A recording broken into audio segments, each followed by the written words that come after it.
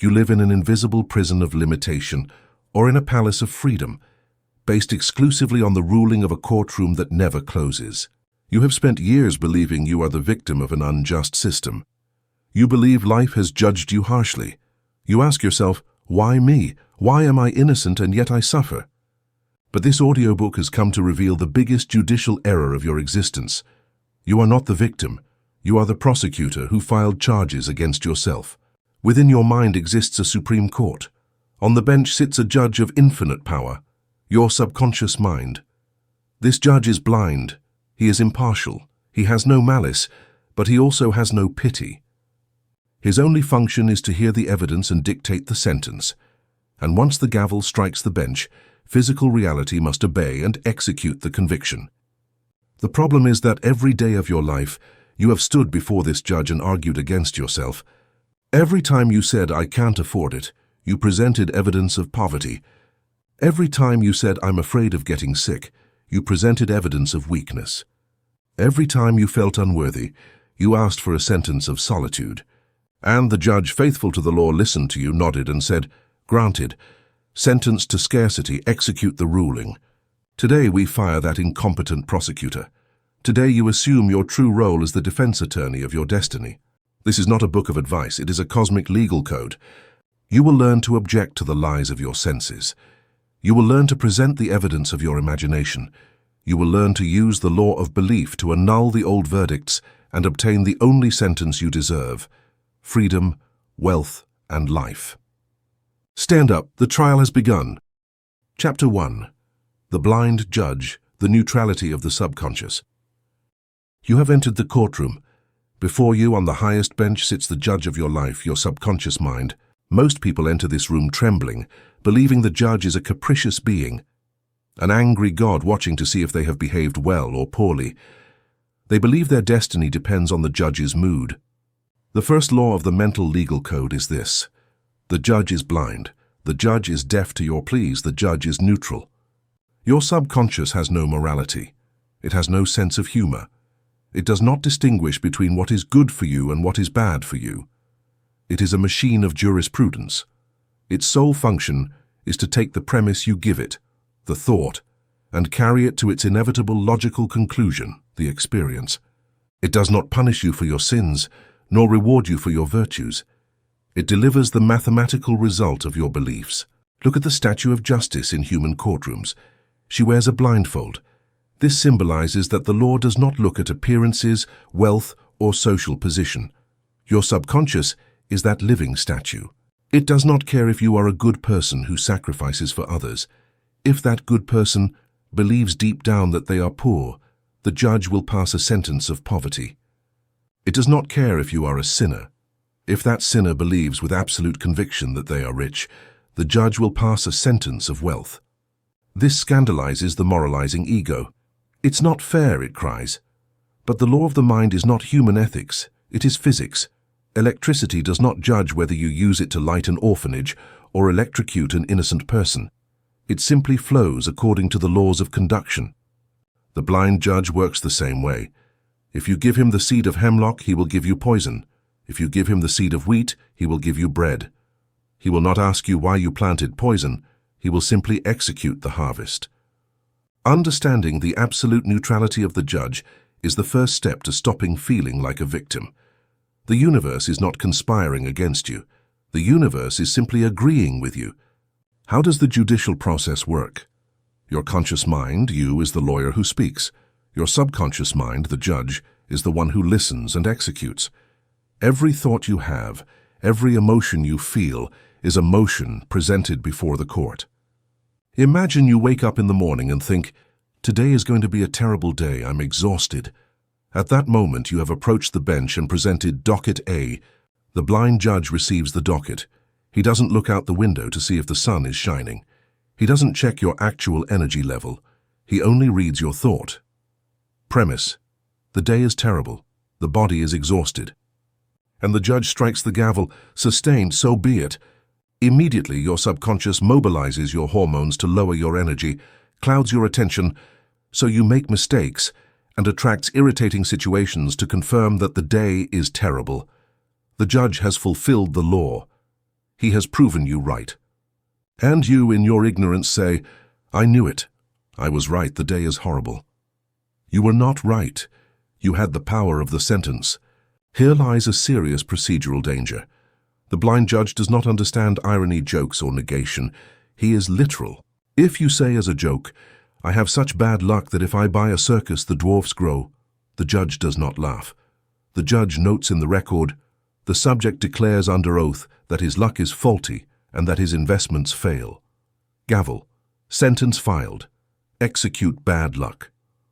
If you say, I'm dying to do this, the judge registers a biological order for death or illness. Every time you use sarcasm to denigrate yourself, how foolish I am, you are testifying against yourself under oath. The judge takes every word literally. The defense attorney, you, has been until now the accused's worst enemy. You have been entering the courtroom and shouting, I am guilty, I am weak, I am poor, and the judge, who can only say yes to your declaration, has condemned you to life imprisonment in the cell of your own confession. Your subconscious mind is blind, impersonal, and omnipotent. It does not judge the morality of your desires. It only executes the law of belief. If you give it a premise of fear, it returns a conclusion of terror. If you give it a premise of power, it returns a conclusion of miracles. The judge is a servant of the law, not a guardian of your happiness. But this raises a devastating legal problem. If the judge is neutral, and you, the defense attorney, your conscious mind, desire to be happy, rich, and healthy, why are 90% of the verdicts you receive ones of suffering, scarcity, and illness? Why do you lose the case of your own life every day? The answer is that you have lost control of the courtroom.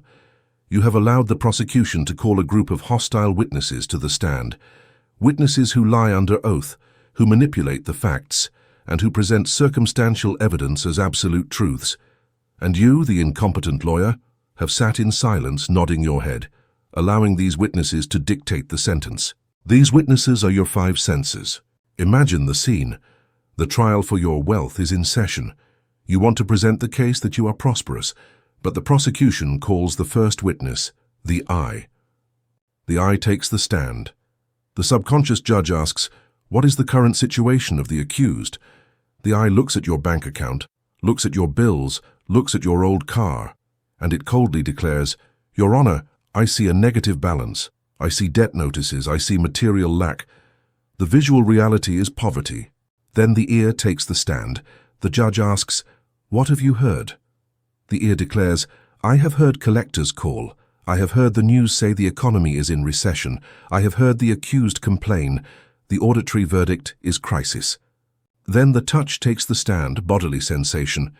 The judge asks, what does the accused feel? The touch declares, I feel a knot in the stomach. I feel tension in the shoulders. I feel physical fear. The sensory reality is panic. The blind judge listens to these testimonies. They are coherent, they are detailed, they are facts. And he looks toward the defense table, you. He is waiting for you to stand up and shout, I object. That evidence is circumstantial. Those facts are temporary, not causal. But you don't stand up. You, hypnotized by your own senses, bow your head and think, they are right, I saw it with my own eyes, it's true. I am ruined. By accepting the testimony of the senses as the truth, you have signed your own sentence. The judge strikes the gavel. Given that the defense does not object, I accept the evidence of poverty as law. Sentence more poverty. Execute immediately. To win this trial, you must understand the legal difference between a fact and a truth. Joseph Murphy insisted on this obsessively. A fact is the current state of things. It is the effect of past causes. It is temporal, changeable, and deceptive. A truth is the eternal spiritual law. It is the principle that abundance, health, and harmony are your natural state. Your senses are reporters of facts, but they are ignorant of the truth. The eye tells you, the sun moves around the earth. That is a visual fact, but it is a scientific lie. The eye tells you, that stick in the water is broken. It is a visual fact, refraction, but it is a physical lie. The stick is straight. The eye tells you matter is solid. It is a tactile fact, but it is a quantum lie. Matter is empty energy.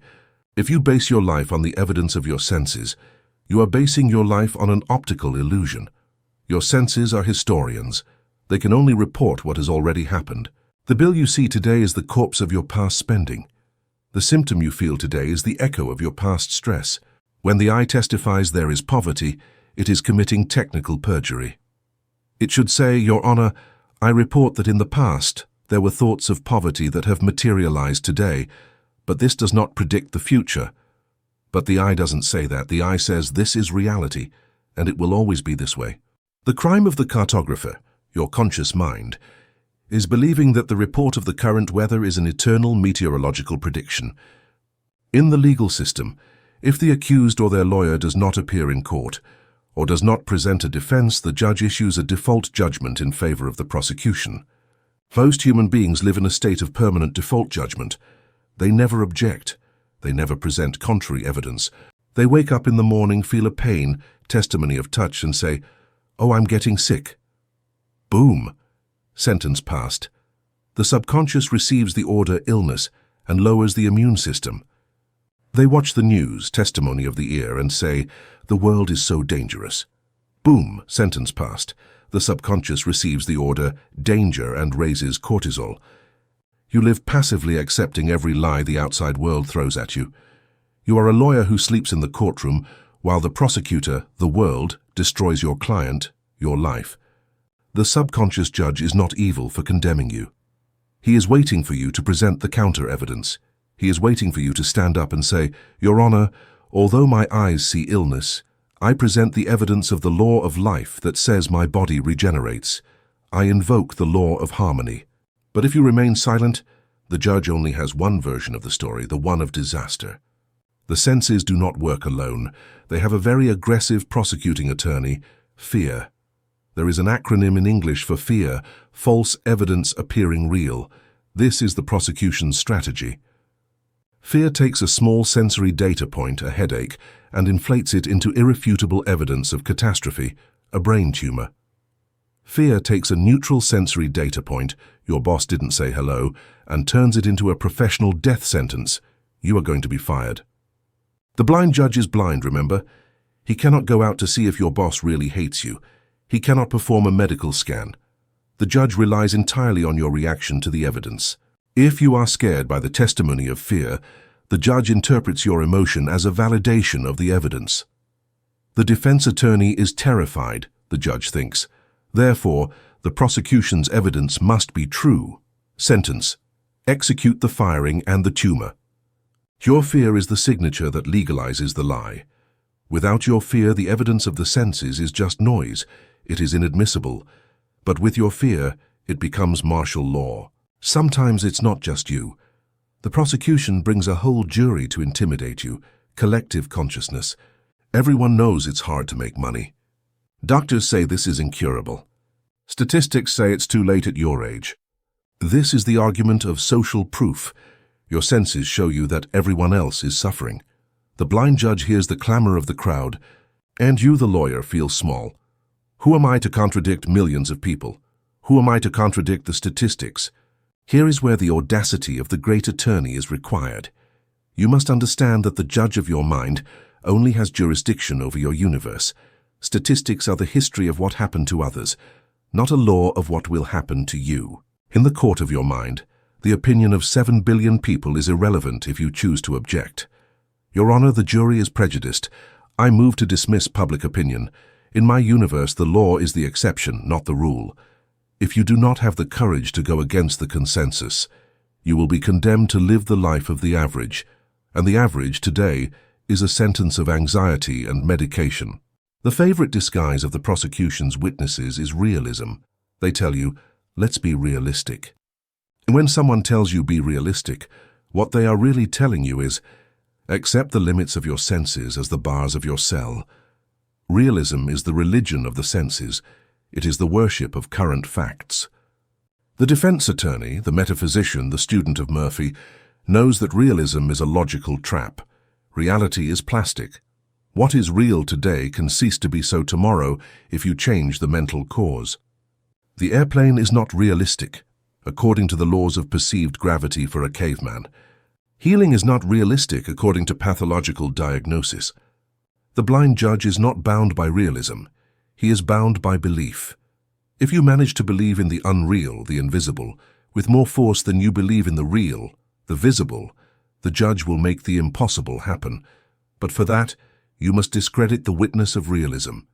You must treat him as a hostile and lying witness. Joseph Murphy told the story of a woman who was losing her sight. The doctors, the expert witnesses, told her optic nerve was atrophied and that blindness was inevitable. That was the real evidence. The judge was about to pass a sentence of permanent darkness. But the woman rejected the evidence. She dismissed the witnesses. Every night she entered the court of her mind and presented new evidence. She visualized the doctor telling her, "It's a miracle. Spontaneous healing has occurred." She felt the reality of that phrase. She repeated it like a mantra. The blind judge, her subconscious, faced two dockets. The physical docket, atrophied nerve. The mental docket, it's a miracle. For weeks, the woman insisted. She maintained her objection. She did not accept the fear. Finally, the judge accepted the imaginary evidence as superior to the physical evidence. He struck the gavel. The woman recovered her sight, to the astonishment of the doctors. What happened? The subconscious rewrote the biology because the order of the defense attorney was more convincing than the report of the senses. Your job starting today is to sow reasonable doubt about physical reality. When you see something you don't like, don't say it's true. Say, supposedly. Supposedly I don't have money. Supposedly I'm sick. Treat the current reality as a hypothesis, not as a fact. By introducing doubt about the solidity of your problems, you weaken the prosecution's case. You make the judge waver.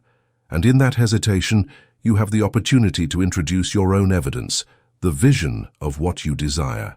If you manage to look your problem in the eye and not believe in it, you have stripped it of its legal power. A witness no one believes cannot condemn you. Chapter 2, The False Evidence, the Tyranny of the Senses and the Cross-Examination. The session resumes. The prosecutor, Fear, has presented his case. He has called your eyes and your ears to the stand. They have sworn to tell the truth and have pointed out your current reality. The debt, the pain, the loneliness. They have presented these facts as irrefutable proof that you are condemned. The subconscious judge is about to write the guilty verdict, but now it is your turn. You, the defense attorney, your awakened conscious mind, stand up. You are not afraid. You know something the witnesses ignore. You know that their testimony has a fatal flaw. You approach the stand for the cross-examination. The second law of the mental court states, the evidence of the senses is always circumstantial and hearsay evidence. It is never direct proof of the truth, because the senses can only perceive the effect, never the cause. Welcome to the art of dismantling the illusion. The first argument to discredit your senses is time. When your eyes see your empty bank account, they tell you, this is reality now. But that is a technical lie. In the physical universe, there is a lag, delay. Light takes time to travel. Matter takes time to move. What your eyes see today is the corpse of your thoughts from yesterday. Today's illness is the materialization of stress from months ago. Today's poverty is the imprint of your beliefs from years ago. When the senses testify about your current state, they are testifying about the past. They are reading an old newspaper. A good lawyer stands up and shouts, "Objection, Your Honor, irrelevance." Why is it irrelevant? Because the subconscious judge works in the eternal present to create the future. You cannot condemn a man for a crime he has already paid for.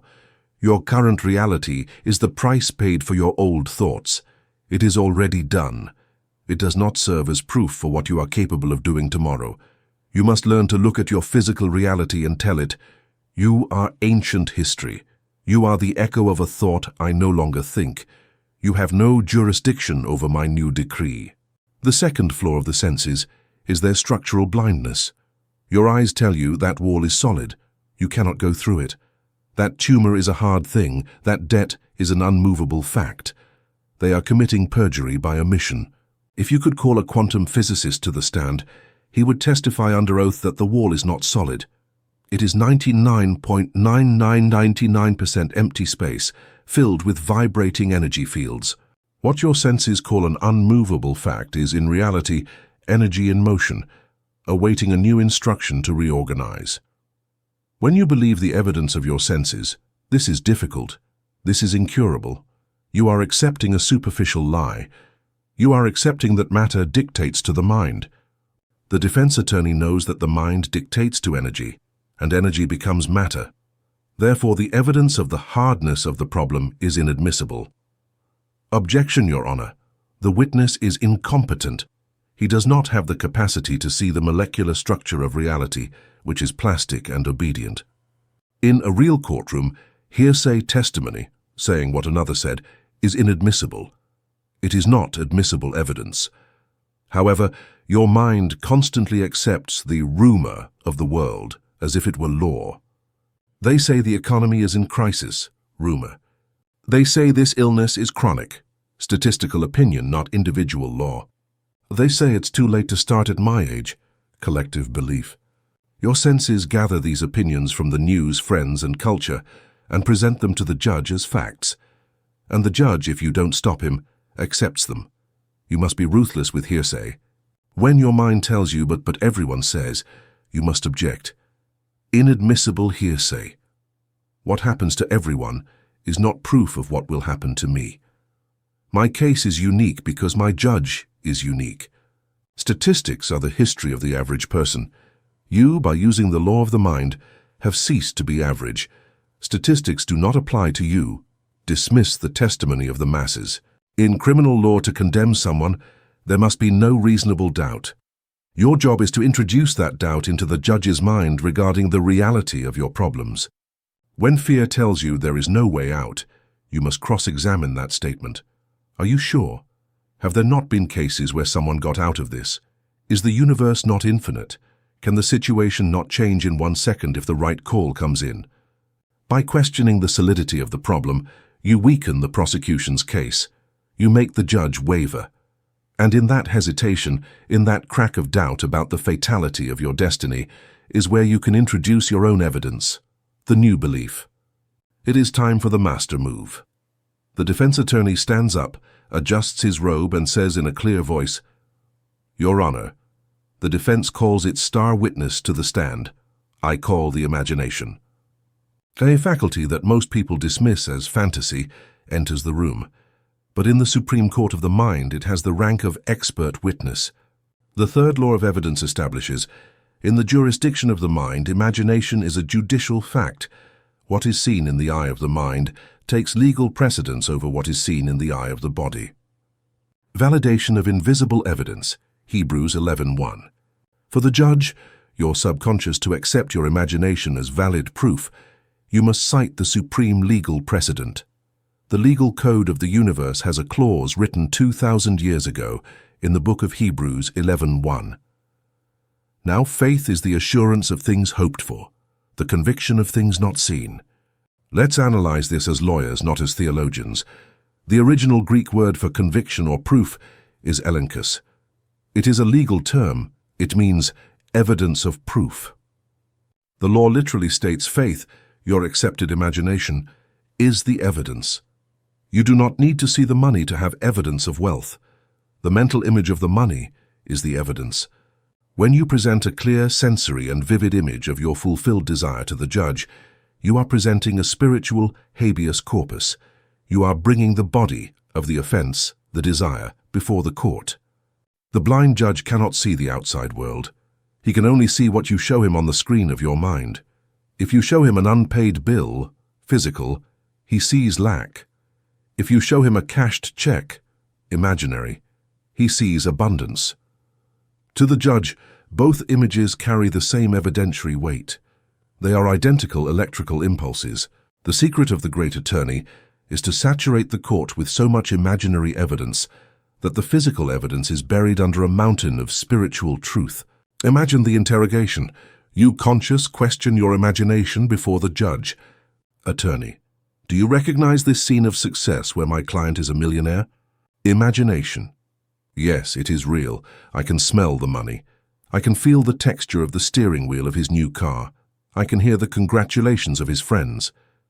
Attorney: Is this a fantasy? Imagination: No, Your Honor.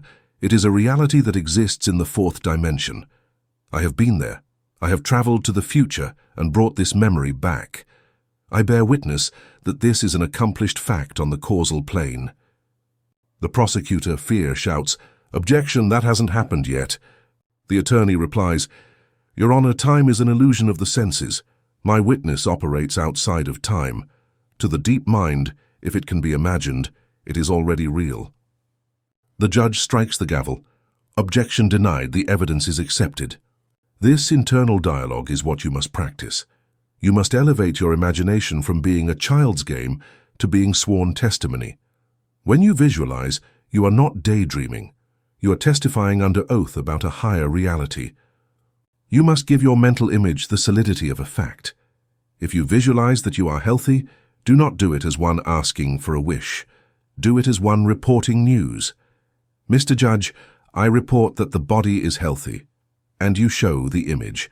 That authority is what convinces the subconscious. Here we enter an aggressive procedural tactic. It is not enough to present your image.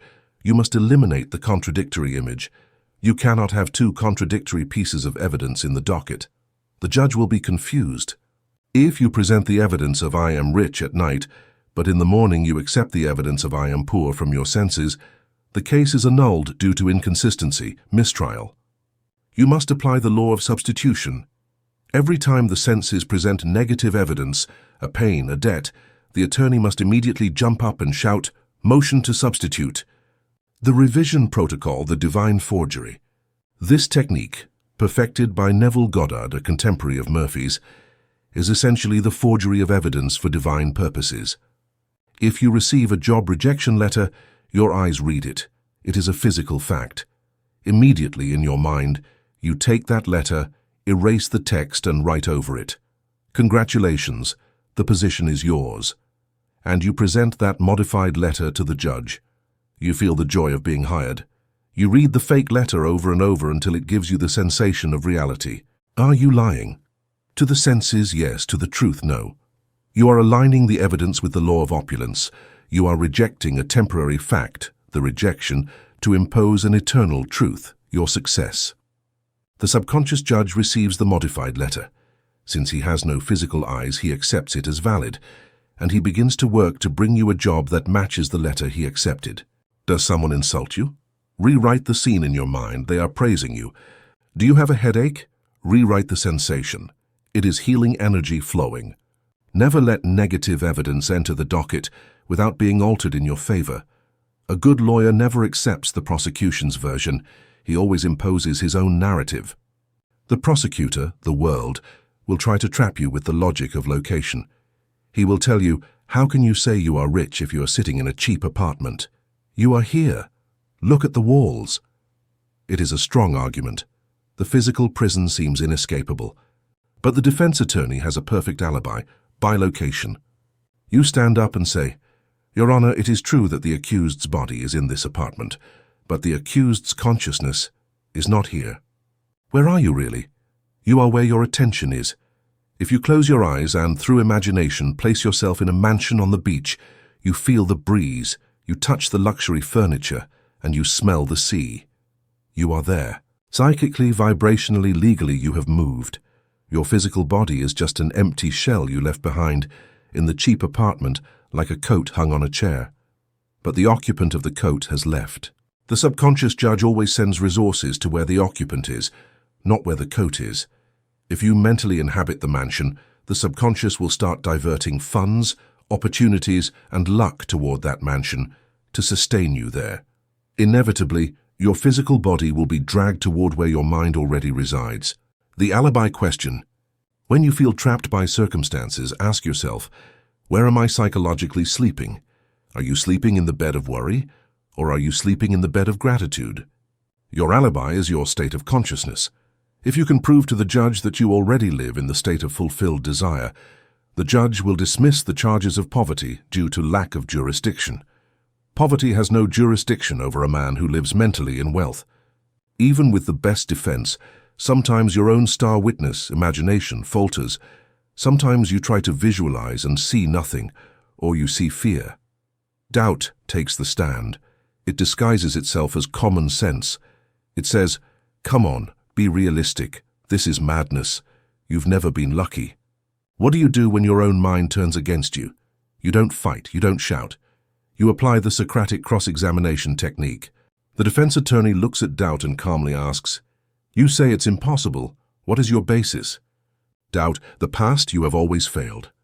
Attorney, "And is the past an infallible predictor of the future? Does the weather never change? Does a tree not grow from a seed that did not exist before?" Doubt, "Well, but..." Attorney, "Is there any physical law that prevents my situation from changing in 1 second if the right opportunity comes along?" You must learn to dismantle your own negative logic with questions. Doubt is always based on the premise that the future will be the same as the past. That premise is false. The future is plastic. By questioning the certainty of your own fear, you strip it of its fact status and reduce it to a mere opinion. And opinions do not condemn, only facts do. Visual image is exhibit A as proof A, but the ultimate proof, the one that wins the case, is exhibit B, visceral sensation. Joseph Murphy said, "Feeling is the law, and the law is love." When the defense attorney makes his final argument, he doesn't use words. He uses an atmosphere. He approaches the judge and says, "Your Honor, not only does my client see wealth, my client feels wealth. Touch his pulse, feel his calm, feel his gratitude." The judge touches your vibration. If you are vibrating in relief, peace, security, the judge knows you are not lying. The body cannot lie about its vibration. It is impossible to feel deep relief and fear at the same time. If you have managed to induce the feeling of, "It is already done," you have presented the DNA evidence of your success. It is irrefutable. The sensory evidence exercise. Touch your desk with your eyes closed, but do not feel cheap wood. Feel mahogany, feel marble. Force your fingers to report luxury to the brain. Smell the air. Do not smell your closed apartment. Smell the sea breeze of your dream vacation. Force your nose to report freedom. When you trick the physical senses with sensory hallucinations, you collapse the prosecution's system. The prosecution's witnesses, the senses, start working for the defense. They get confused. They start validating your sacred lie. And when the senses validate your imagination, manifestation is instantaneous. If you maintain this defense day after day, if you object to every negative thought, if you substitute every evidence of lack with evidence of abundance, if you keep your star witness, imagination, on the stand, telling the story of your success over and over, the judge has no choice. He is bound by the law of the mind. He who asks believing he already has receives. The judge looks at the docket. He sees it is full of evidence of success, imaginary but validated by emotion. He sees that the evidence of failure has been objected to and erased. He raises the gavel. The strike resonates throughout your being. Verdict in favor of the defense. The accused is innocent of poverty. The accused is the rightful owner of wealth. I order the universe to deliver the assets immediately. Once the sentence is passed, the physical world begins its work.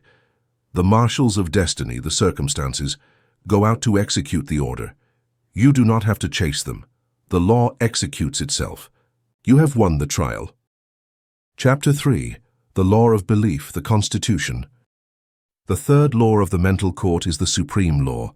The law of life is the law of belief. What you accept as truth in your heart becomes the statute that governs your biology and your destiny. You do not get what you want. You get what you believe. Welcome to the study of your internal constitution.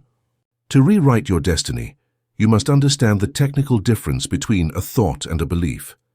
In legal terms, a thought is a bill and a proposal. It is volatile. It enters the parliament of your mind, is debated, and is often discarded. Thinking, "I want to be rich 1,000 times," does not make you rich if the bill is never voted into law. A belief is a ratified law, a statute. It is a thought that has been accepted by the subconscious judge as an absolute, unmovable truth. Once a thought becomes a belief, it ceases to be an option and becomes a mandate. The subconscious executes beliefs automatically, without your conscious permission. If you believe that catching a chill makes you sick, the judge will execute a cold every time the temperature drops. It is the law. If you believe that men are unfaithful, the judge will filter reality to bring you only unfaithful men. It is the law. Your life is not a product of chance. It is the strict execution of your current constitution. The problem is that most of your laws were drafted by ignorant legislators decades ago. If you examine your internal constitution, you will be horrified. You will find laws that say, "I am not enough. Love hurts. Life is a struggle." Who wrote this? You? No. They were written by an illegitimate legislature. When you were a child, ages 0 to 7, your mind had no defense attorney Capron's critical mind. The court was open. Your parents, teachers, priests, and culture entered the courtroom and dictated laws. Your father said, "Money doesn't grow on trees," law of scarcity approved. Your teacher said, "You are slow to learn," law of incompetence approved. The television said, "The world is dangerous," and law of fear approved. You accepted these suggestions as absolute truths. The judge wrote them in the sacred book. Today, as an adult, you try to be happy, but you are operating under a legal code written by frightened people from 30 years ago. You live in a dictatorship of the past. Your first task as a defense attorney is not just to defend yourself, it is to challenge the Constitution. You must declare that these laws are null and void because they were imposed without your adult consent. How does a thought become law? How is a new amendment written into the Constitution? The subconscious judge requires 2 signatures to ratify a law. The signature of repetition. A thought thought once is an opinion. A thought thought 1,000 times is a belief. Repetition engraves the groove in the record. The signature of emotion. Emotion is the sealing wax. A thought charged with fear or ecstasy becomes law instantly, trauma or revelation. Most people use this mechanism against themselves. They repeat their complaints every day, repetition, and feel frustrated by them, emotion. They are ratifying day after day the law of misfortune. They are legislating against themselves. The same thing always happens to me. Boom, judge's gavel, law confirmed. I never have money. Boom, judge's gavel, law confirmed. The master attorney knows that to change the Constitution, he must introduce a new amendment and ratify it with the same force. Repetition of the truth and emotion of certainty. Here we reach the root of all failure in manifestation. Joseph Murphy called it the conflict between desire and belief. In legal terms, it is a constitutional crisis. Your desire, the attorney's proposal says, "I want to heal." Your belief, the current Constitution says, "This illness is incurable." In any legal system, the Constitution always wins over the proposal, no matter how much you desire to heal. If your deep belief is that you are sickly, the judge will obey the belief. The Bible says, "If anyone says to this mountain, 'Be removed,' and does not doubt in his heart." The doubt in the heart is the old constitutional law opposing the new order. You cannot win by fighting the old law with willpower. Willpower is a temporary emergency decree. Belief is the permanent structure.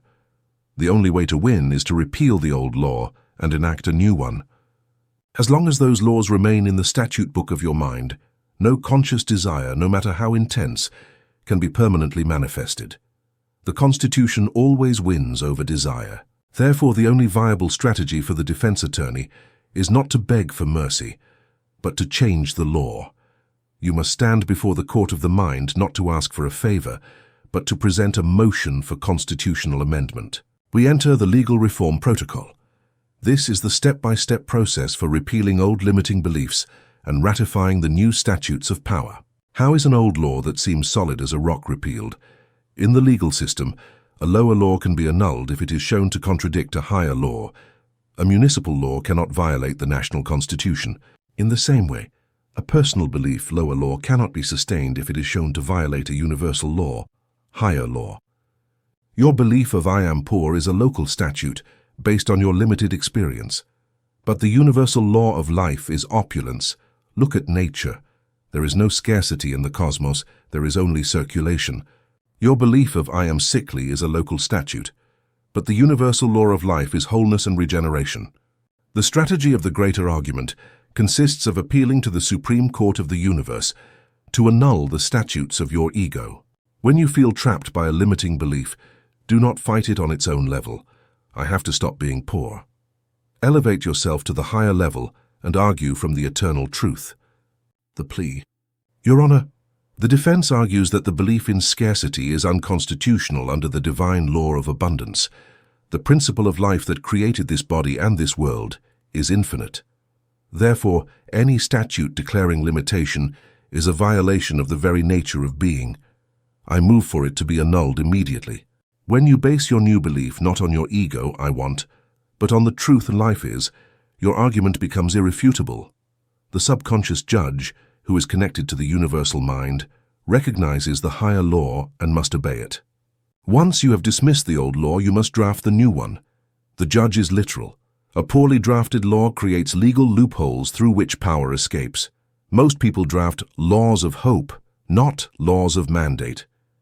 Poor drafting. I would like to have more money someday. Flaw. It is conditional. It is future tense. It does not compel the judge to act now. Poor drafting. I don't want to be sick. Flaw. It focuses on the illness. It reinforces the negative statute. The statute syntax. A mental constitutional amendment must have 3 characteristics. 1. Present tense. The law goes into effect now. 2. Absolute character, no conditions. I am identity. It unites the subject, you, with the attribute, power. Example, statute of wealth. Be it decreed that I am the wealth of life flowing in human form. Money is my divine right and circulates in my life like air. This is the law of my being, effective from this moment. Example, statute of health. Be it decreed that the infinite intelligence that created this body is recreating it right now according to the pattern of perfection. I am health, vitality, and energy. Illness is illegal in my jurisdiction. You must write these laws physically. Having them on paper gives the defense attorney a reference document. Read your new statutes. Feel the weight of their authority. They are not pretty affirmations. They are the new legislation of your existence. In the physical world, a law must be voted and ratified to go into effect.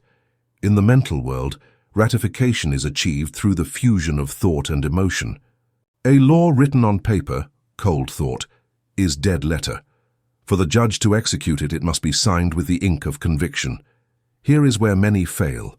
They read the new law, I am rich, but feel like criminals, I am a fraud. The emotion of fraud annuls the law of wealth. The gradual ratification technique. If your old constitution is very strong, do not try to impose the new law by brute force. Use diplomacy. Joseph Murphy suggested using truths that your conscious mind cannot reject to gradually build the case. Instead of shouting, I am a millionaire, which your mind rejects, start by ratifying softer but ascending laws. Day by day, I am prospering more. My income is increasing under divine law. I accept the idea of perfect wealth. By doing this, you are creating jurisprudence. You are setting small precedents. When your mind accepts the small precedent, I am getting better, the judge lowers his guard, and then you strike with the full law. Ratification occurs when you feel the truth of what you say. You don't have to see the money to feel the truth of wealth. You have to feel the security and the freedom. Those are the emotional signatures of the law. If you manage to read your new statute and feel a shiver of certainty or a sigh of relief, the law has been approved. The judge has stamped the seal. What do we do with the old laws? How do we ensure they are not applied again? In the mind, you cannot delete anything. You cannot excise a neuron. But you can do something better. You can condemn the old law to obsolescence by disuse. A law that is not enforced is a dead letter. If you have a law that says no stepping on the grass, but everyone steps on it, and the police never fine anyone, the law ceases to exist in practice. You must stop fining yourself for the old laws. Withdrawal of attention. When the old thought arises, I can't afford this, I always get sick, recognize it as an ancient statute. Say mentally, that law has been repealed. It is no longer in effect in this court. And withdraw your attention. Do not fight the thought. Do not get distressed. Simply treat it as an irrelevant historical document. Oh yes, we used to believe that in 2023. How quaint. But now we operate under the 2024 Constitution. By denying your emotional attention, fear, guilt, to the old belief, you cut off its blood supply. The neural connections weaken. The judge stops consulting that old book because it is covered in dust. you must be prepared for the chaos of transition. When a country changes its constitution, there is a period of instability. The old bureaucrats resist. The system shakes. When you change your mental law, your life may shake. Your ego, the internal bureaucracy, will rebel. It will send you massive doubts. You're crazy, this isn't safe, go back to the old law. Your external circumstances may seem to worsen momentarily because they are adjusting to the new structure. The defense attorney must remain firm. This chaos is not a sign that you are wrong. It is a sign that the new regime is taking power. Maintain order in the courtroom. Strike the bench and say, "Order in the court. The new law is in effect. Resistance is futile." Do not negotiate with the terrorists of your own doubt. Maintain the decree until the system stabilizes at the new level of order and prosperity. There is an advanced legal trick that Joseph Murphy taught, based on physics, the law of reversibility. This law says, if a physical state produces a mental state, then a mental state can produce a physical state. If you are cold, physical, you feel uncomfortable, mental. If you generate the sensation of warmth, mental, you can change the body's temperature, physical. Let's apply this to the courtroom. Normally, you wait to have the physical evidence, money, to feel the emotion, security. The law of reversibility allows you to fabricate the evidence. If you generate the feeling of security, the judge, subconscious, assumes there must be money because security charm money in his logic. By not finding the money outside, the judge is compelled to create it to justify your feeling. This is the ultimate hack of the Constitution. Falsify the feeling of the final outcome. Walk, talk, and breathe as if the law had already been fulfilled. Act under the authority of the new Constitution before the world has recognized it. The subconscious, in its eagerness to maintain logical coherence, homeostasis, will materialize the facts that support your feeling. Once you have established your new Constitution, you become a citizen of a new state, the state of your fulfilled desire. This grants you diplomatic immunity against the laws of the old world. People will tell you, the economy is bad. You will reply internally, that applies to the citizens of the old world. I have immunity. My economy is governed by my inner law of abundance. People will tell you there is an epidemic. You will reply, I have immunity. My law is health. It is not denial of physical reality. It is the affirmation of a higher jurisdiction. You refuse to be judged by the laws of statistics and the average. You judge yourself only by the law of your own belief. And since the subconscious judge is the final executor of your experience, if he accepts your immunity, you will be untouchable. 1,000 may fall at your side, and 10,000 at your right hand, but it shall not come near you. This biblical promise is a declaration of constitutional immunity based on belief. Let's apply all this to a real case. You have a debt that keeps you awake at night. Old law. I owe money. I am poor. I am afraid. Prosecutor's evidence. Bank letters, red balance. Current sentence. Stress, blockage, more debt. The attorney stands up. Repeal. Your Honor, the belief in scarcity is an inherited lie. I reject it. This debt is a temporary fact, not a law of life. New amendment. I decree that divine abundance is my sole source. Money is energy and I am an open channel. All obligations are met under grace. Ratification. You close your eyes, you imagine tearing up the debt letter or seeing the balance at zero. You feel the relief. You breathe deeply. You invoke the sensation of freedom. Maintenance. When another bank letter arrives, you do not react with the old law, fear. You react with the new law, certainty. You say, this is paid in the mental plane, provision is on its way. If you maintain this internal litigation, the judge will rule in your favor. Money will appear, or the debt will be restructured, or a millionaire idea will come to you.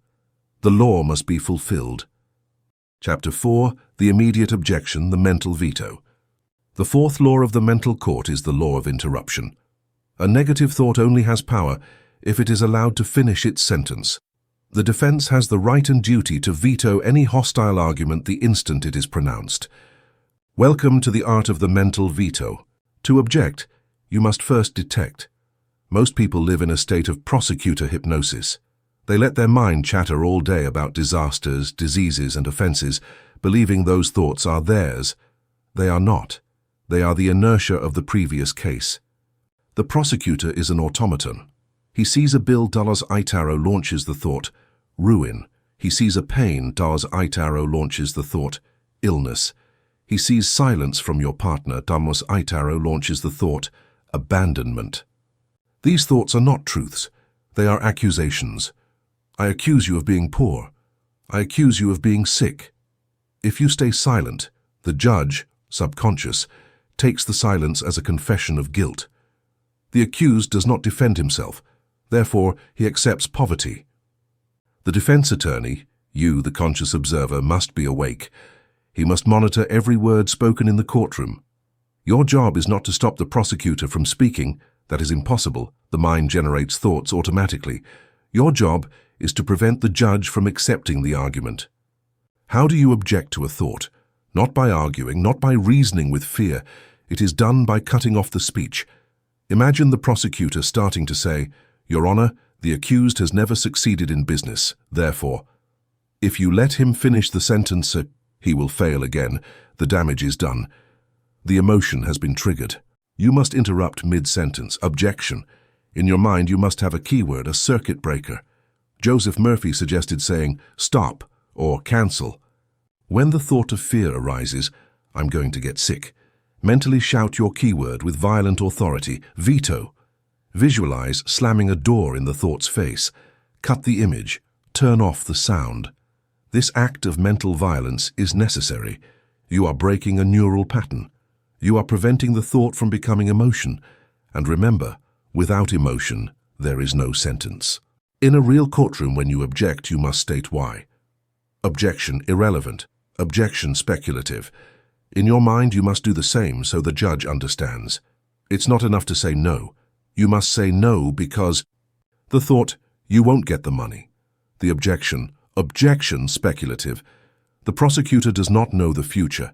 The future is dictated by my new law, not by the past. The thought, "You feel bad, surely it's serious." The objection false testimony. The body is in the process of adjustment. The truth is health. By classifying the negative thought as a lie, a speculation, or a rumor, you strip it of its authority. It is no longer a terrible prophecy, it is just a bad argument by a desperate prosecutor. The mental veto has a critical window of opportunity. Neuroscientists know that a thought takes a few seconds to trigger a chemical response, anxiety, cortisol, in the body. You have approximately 3 seconds before the thought turns into feeling. That 3 seconds is your power zone. If you catch the thought in the first second and shout "Objection," the body doesn't get to react.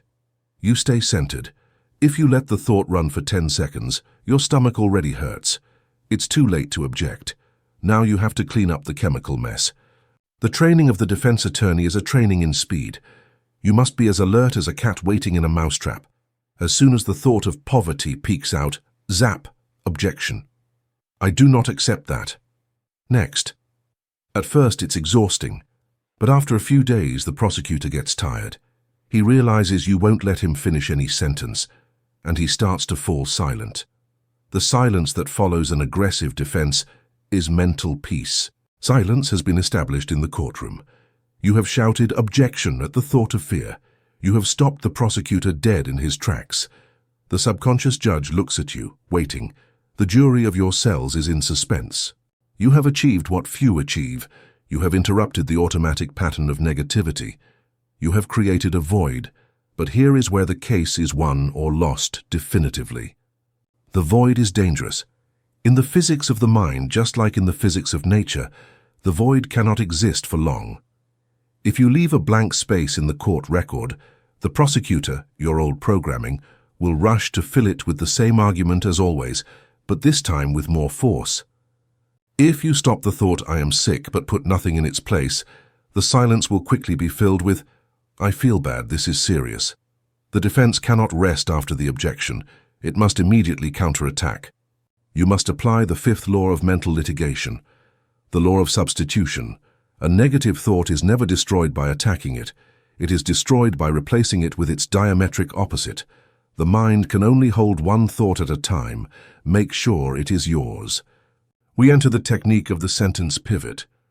To understand how to effectively substitute a thought, you must first understand the nature of the energy attacking you.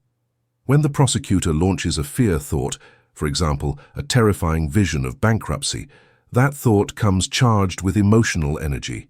It is a high-voltage missile. The novice's mistake is trying to block the missile with a peace shield. He tries to go blank. He tries to relax, but the energy of fear is too strong. It breaks the shield of relaxation. The master attorney does not block. He redirects. He uses the principle of judo. He takes the force of the attack and pivots it to use it in his favor. The same substance principle. Joseph Murphy taught that fear and faith are the same mental energy, only polarized in opposite directions. Fear is faith in evil. Faith is fear reversed, trust in good. When you feel a wave of panic over a debt, you have a massive amount of energy available. Don't waste it trying to calm down. Use it. Take that same intensity, that same knot in your stomach, and pivot it 180 degrees toward the image of wealth. Convert negative excitement, anxiety, into positive excitement, or enthusiasm. The practical pivot. The prosecutor says, "You're going to lose everything. Look how terrible." You object and pivot. "On the contrary, I'm about to win everything. Look how exciting the opportunity that is coming is." You use the adrenaline of fear to fuel the expectation of the miracle. You do not lower the energy, you change the vector. If you can make this pivot in the second after the objection, the judge will not notice the difference in intensity, only the difference in direction. And since the intensity is high, he will sign the success sentence as quickly as he was about to sign the failure one. What words do you use to fill the void? Syntax is vital. The prosecutor uses arguments based on temporary facts. You don't have money. The defense must use arguments based on eternal truth. When you object to a negative thought, you must have your counterclaim ready. It must be a short, forceful, and absolute phrase that annuls the premise of fear. You cannot improvise in the middle of the trial. You must have your statutes prepared. Catalogue of judicial pivots. The health case. Prosecutor. You feel pain. This will get worse. It's chronic. Objection. False. That pain is the exit of the toxin. Substitution. The infinite intelligence that created my body is rebuilding it right now. Every cell vibrates with the pattern of perfection. I am health. Note the pivot. You don't say I'm not sick. You say I'm being rebuilt. You move from defense to constructive offense. The wealth case. Prosecutor. There isn't enough. The economy is sinking. You're in danger. Objection. Irrelevant. My economy is not the world's. Substitution. My supply comes from the divine source and is inexhaustible. Money flows to me in avalanches of abundance. I am the open door no one can close. The relationship case. Prosecutor. No one loves you. You'll be alone forever. Objection. Inadmissible speculation. Substitution. Divine love fills my soul and my home. I am magnetic to love and harmony. The perfect partner is already in my orbit. The key to substitution is not denying the physical fact, loneliness, debt, but denying its permanence and its legal power over you. By affirming the eternal truth, supply is infinite. You invalidate the temporary fact, the account is empty. You remind the judge that the Constitution, the law of abundance, takes precedence over the momentary police report. Sometimes the leap from fear, I'm ruined, into faith, I'm a millionaire, is too big for your logical mind to accept all at once. The prosecutor will laugh at you. The judge will hesitate. You need a legal bridge, a transitional clause. That bridge is the word nevertheless or despite this. This technique acknowledges the current reality to calm the logic, but immediately removes its legal power. Example. The thought arrives, you don't have money for rent. Objection. I accept the temporary fact. The bridge. Nevertheless, I know my subconscious is a machine of infinite resources. Substitution. Therefore I decree that the money will appear on time and divinely. The nevertheless acts as a revolving hinge. You acknowledge the prosecution's evidence. Yes, the balance is low, but you dismiss it as irrelevant to the final verdict. Nevertheless, the law of opulence guarantees my provision. This reduces internal resistance. You are not fighting reality. You are superseding it with a higher law. You are appealing to a higher court. In a trial, the truth is often established by the consistency of the testimony. When you make the substitution, the negative thought will try to return. The prosecutor is insistent. But look at the account. But look at the pain. Your strategy must be hammering. Every time the negative thought returns, you repeat the same substitution, exactly the same one. Do not change the argument. Do not look for new phrases. Use your power affirmation like a hammer. Negative, fear. God is my instant source. Negative, but God is my instant source. Negative, and what if God is my instant source? This mechanical repetition exhausts the negative thought. You cut off its oxygen. A time comes when the mind surrenders from fatigue. The neural groove of fear is interrupted, and the groove of the affirmation begins to be engraved. The judge, seeing your persistence, concludes, the defense is very sure of this. It must be true. And he accepts the premise. There is a final tool in substitution, the most powerful of all. When your human logic fails, call the supreme expert witness, the divinity. Joseph Murphy always reminded us that the subconscious is connected to the infinite intelligence. When you feel cornered by a negative thought you cannot defeat with human logic, invoke divine logic. The theological argument. If the power that created the universe is within me, can a simple debt stop it? If the life that created my eyes can see, can it not also repair my vision? Substitute the thought of small me against the big world with the thought of the infinite through me. It is not I who solves this. It is the Father who does the works. This pivot relieves pressure on the ego. It tells the judge, Your Honor, this case does not depend on my limited resources, but on the unlimited resources of the Crown. And against that argument, there is no possible defense for fear. Fear is based on human limitation. Before the divine, fear evaporates. Mastering the immediate objection and the sentence pivot requires becoming a sentinel. You cannot fall asleep on duty. Most people let their minds wander unsupervised. They let the prosecutor enter and exit the room, planting false evidence, whispering to the jury, manipulating the docket. When they realize it, they are already depressed or anxious. It is too late. The trial is already going badly. The master attorney is always alert. He guards the threshold of consciousness. What is that thought? Is it constructive or destructive? Does it come from faith or fear?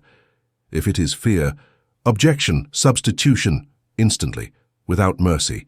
Treat every negative thought like a spark in a dry forest. If you step on it in the first second, nothing happens.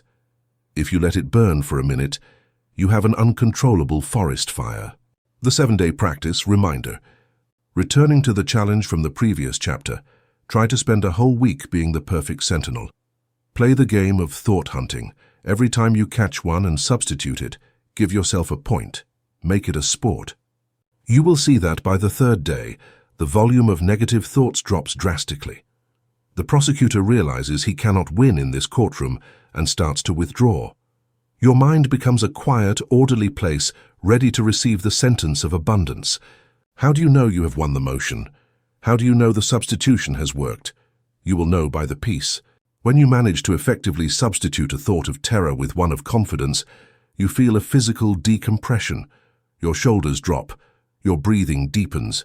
The judge has struck the gavel. Motion accepted. That momentary peace is the signal that the subconscious has changed direction. It has stopped working on the disaster project and has started working on the miracle project. You do not need to see the money yet. Peace is the proof that the money is coming. Peace is the legal evidence that the case is won in the higher courts of the mind. Chapter 5. The Witness of Imagination, the Fabricated Proof. The defense attorney stands up.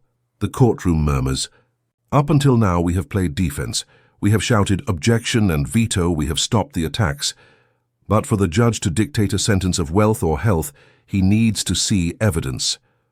The prosecutor laughs and points to your empty reality. He has no proof, Your Honor. His pockets are empty, his body is weak. There is no case. It is then that you, the master of the law, smile and say, the defense calls its star witness to the stand, divine imagination. The 5th law of the mental court establishes, In the jurisdiction of the subconscious, physical evidence is circumstantial, but imaginary evidence is irrefutable. The judge does not distinguish between what the eye sees and what the mind perceives. For the law, to imagine is to have seen. Society has taught you to despise imagination. They tell you that's just your imagination, as if it were useless. In the court of the mind, imagination is not fantasy. It is legal documentation. There is a legal precedent in the Universal Code, written 2,000 years ago. Faith is the assurance of things hoped for, the conviction of things not seen. Let's analyze this legally. Conviction, elenchus in Greek, means legal proof. The law literally says, what you imagine with faith is the proof. When you present a vivid mental scene, where you see yourself signing the contract or running healthy, to the judge, you are not showing him a wish. You are showing him an accomplished fact on the causal plane. You are presenting a photograph of the future. And since the judge operates outside of linear time, he accepts that photograph as valid evidence of present reality. Here enters the most audacious concept. You have permission to fabricate proof. If you don't have the check in your hand, create it in your mind. If you don't have the wedding ring, feel it on your finger. The prosecutor, your logic, will shout, "Objection, he is falsifying the facts." But the subconscious judge will dismiss the objection. Why? Because for the subconscious, the only reality is the internal impression. If the internal impression is sharp, sensory, and charged with emotion, the judge validates it as true. The great mistake of the novice is waiting to have physical proof to believe. The master creates the mental proof to force the physical appearance. You are hacking the legal system. You are introducing evidence from the future to change the verdict of the present. How do you present this evidence? Through the interrogation of the vision. It is not enough to visualize a blurry image for a second. That is a weak witness who stutters. You need a solid, coherent, and detailed witness. When you sit down to visualize, you are bringing your imagination to the stand. The judge will ask it questions through your inner senses. Judge, what do you see? Imagination. I see the accused smiling, holding the keys to his new house. Judge, is it a clear image? Imagination. Yes, Your Honor, I can see the color of the walls, I can smell the fresh paint, I can feel the weight of the key in his hand. The more sensory details you provide, smell, touch, sound, the more credible the witness is. If you manage to make your imagination testify with such a degree of realism that your body reacts emotionally, joy, relief, the judge will strike the gavel, evidence accepted. The fact is proven. The law of invisible evidence gives us permission to present what does not exist as if it did. But here is where the defense often fails. The defense attorney, you, calls the witness, imagination, but the witness is vague. He stutters. His descriptions are blurry. You tell the judge, "When, Your Honor, I imagine I am rich." The judge asks, "What does that look like? What does it feel like? Where are the details?" And you answer with a mental fog. "Well, I see myself happy, with money." Case dismissed. That evidence is inadmissible due to lack of specificity. The subconscious cannot execute a blurry order. It cannot build a firm sentence on a cloud of smoke. To win the trial, you need to present Exhibit A that is irrefutable, solid, and specific. We enter the proof laboratory. I will teach you how to construct the master scene. It is not a long movie, it is a fragment of high-definition reality designed to hack the judge's belief system. The first technical error in constructing the proof is focusing on the process. Many people visualize how they get the money, or how medicine heals them little by little. This is a serious procedural error. In the court of the mind, we are not interested in the trial, the process. We are interested in the verdict, the final result. If you visualize the process, you are introducing variables of time and effort. You are telling the judge that the case is still open, that it is still being fought. You must go directly to the end. You must present a scene that implies, beyond a shadow of a doubt, that the desire has already been fulfilled. The post-data criterion. Your scene must take place after the problem has been solved. If you want health, don't visualize yourself getting better. Visualize yourself running a marathon or hearing the doctor say, "It's a miracle, you are clean." If you want money, don't visualize yourself working hard. Visualize yourself at the celebration dinner of your financial freedom. The scene of the end collapses time. It compels the judge to assume that all intermediate steps, the how, have already occurred successfully. The how is the court's problem, not the attorney's. The witness of imagination has a short attention span. If you try to project a 20-minute movie with complex dialogues, your conscious mind will get distracted. The prosecutor, fear, will take advantage of the distraction to object. You need a scene of 5 to 7 seconds, a micro-event, a mental GIF. Why so short? So you can repeat it in a loop. Repetition is the hammer that drives the proof into the judge's bench. If the scene is short, you can repeat it 50 times in 5 minutes. Congratulations on your promotion. Handshake. Congratulations on your promotion. Handshake. Congratulations on your promotion. Handshake. This rhythmic hammering saturates the mind. It prevents other thoughts from entering. It creates a deep neural groove. The judge, bombarded by the exact same evidence over and over, eventually accepts it as an established fact. The witness is consistent, he thinks. Here is where 90% of visualizations fail and become mere fantasies. Most people see themselves in the scene. They see themselves as if they were watching a movie of an actor who looks like them. This is disassociation. By seeing yourself out there, you are telling the judge, that's someone else, it's not me, I'm standing here watching. You are testifying about a stranger's life. For the evidence to be admitted as yours, you must be inside the body. You must use the subjective camera, first person. Do not see your body driving. See your hands on the steering wheel and the road in front of you. Do not see two people hugging. See the face of your beloved approaching yours and feel their arms around your back. Do not see a check with your name. Hold the paper and look at the numbers with your own virtual physical eyes. This perspective tells your nervous system, this is happening to me now. It is the difference between watching a video of a roller coaster and riding it. Only one of the two experiences triggers real adrenaline. The visual image is good, but it is volatile. It can seem like a dream. To give it legal weight, to make it solid, you must add the senses of the earth. The blind judge is skeptical of what is seen, but he blindly believes what is touched. In forensic metaphysics, touch is the sense of reality. If you can touch it, it is real. In your mental scene, you must introduce a mandatory tactile element. The texture protocol. If you are visualizing a contract, feel the rough texture of the paper, feel the metallic coolness of the pen in your hand. If you are visualizing health, feel the weight of the weights at the gym, feel the wind on your skin, feel the strong beat of your heart. If you are visualizing money, feel the sharp edge of the new bills, smell the ink. When you incorporate touch, you activate the parietal lobe of the brain. You trick the biology. The judge receives a sensory signal. There is touch, there is temperature, there is weight. Therefore, this is not a hallucination. It is a material object. You have turned an idea of air into a proof of lead. You have materialized the evidence before the object exists. Now let's talk about the atmosphere of the scene. Many beginners fill their scene with a hysterical emotion. They visualize themselves shouting, crying with joy, jumping. This is, at times, counterproductive. Excessive euphoria tells the subconscious, this is a rare miracle.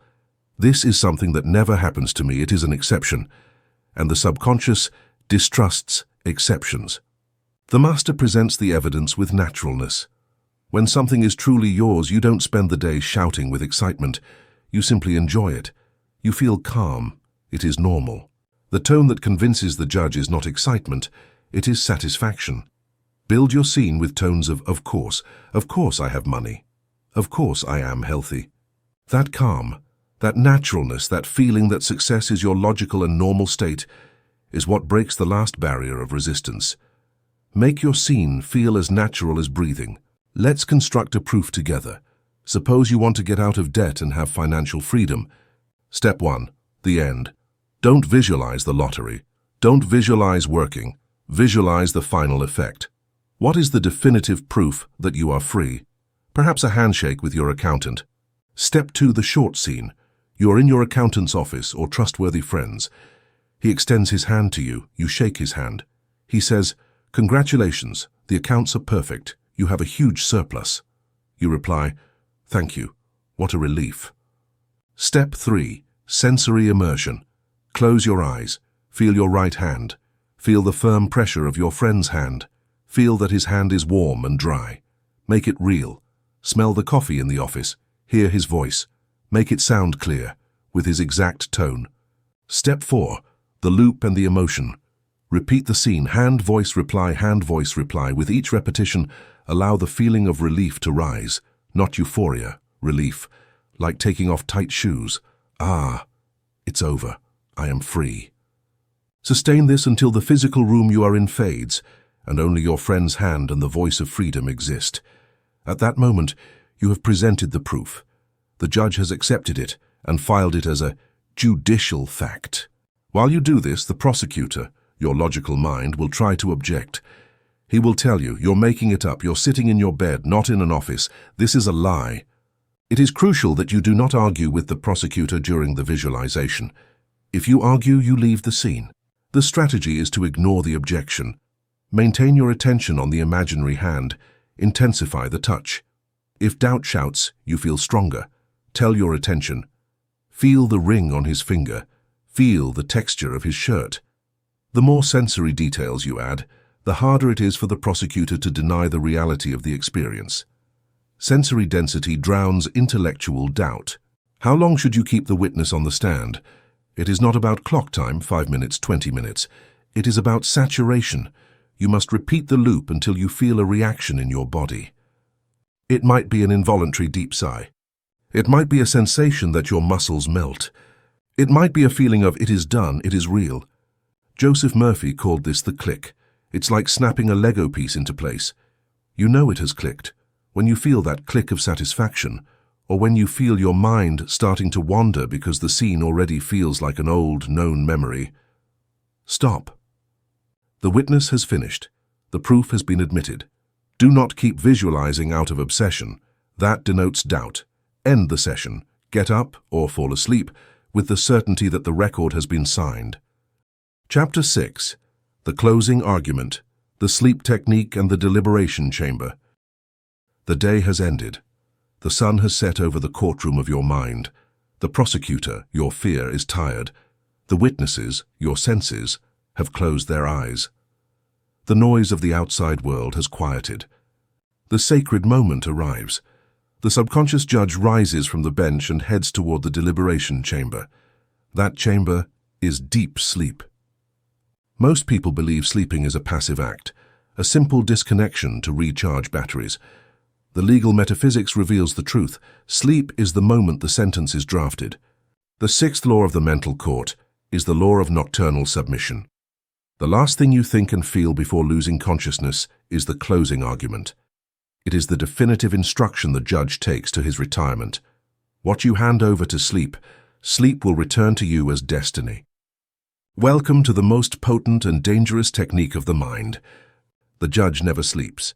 During sleep, the ego barriers dissolve.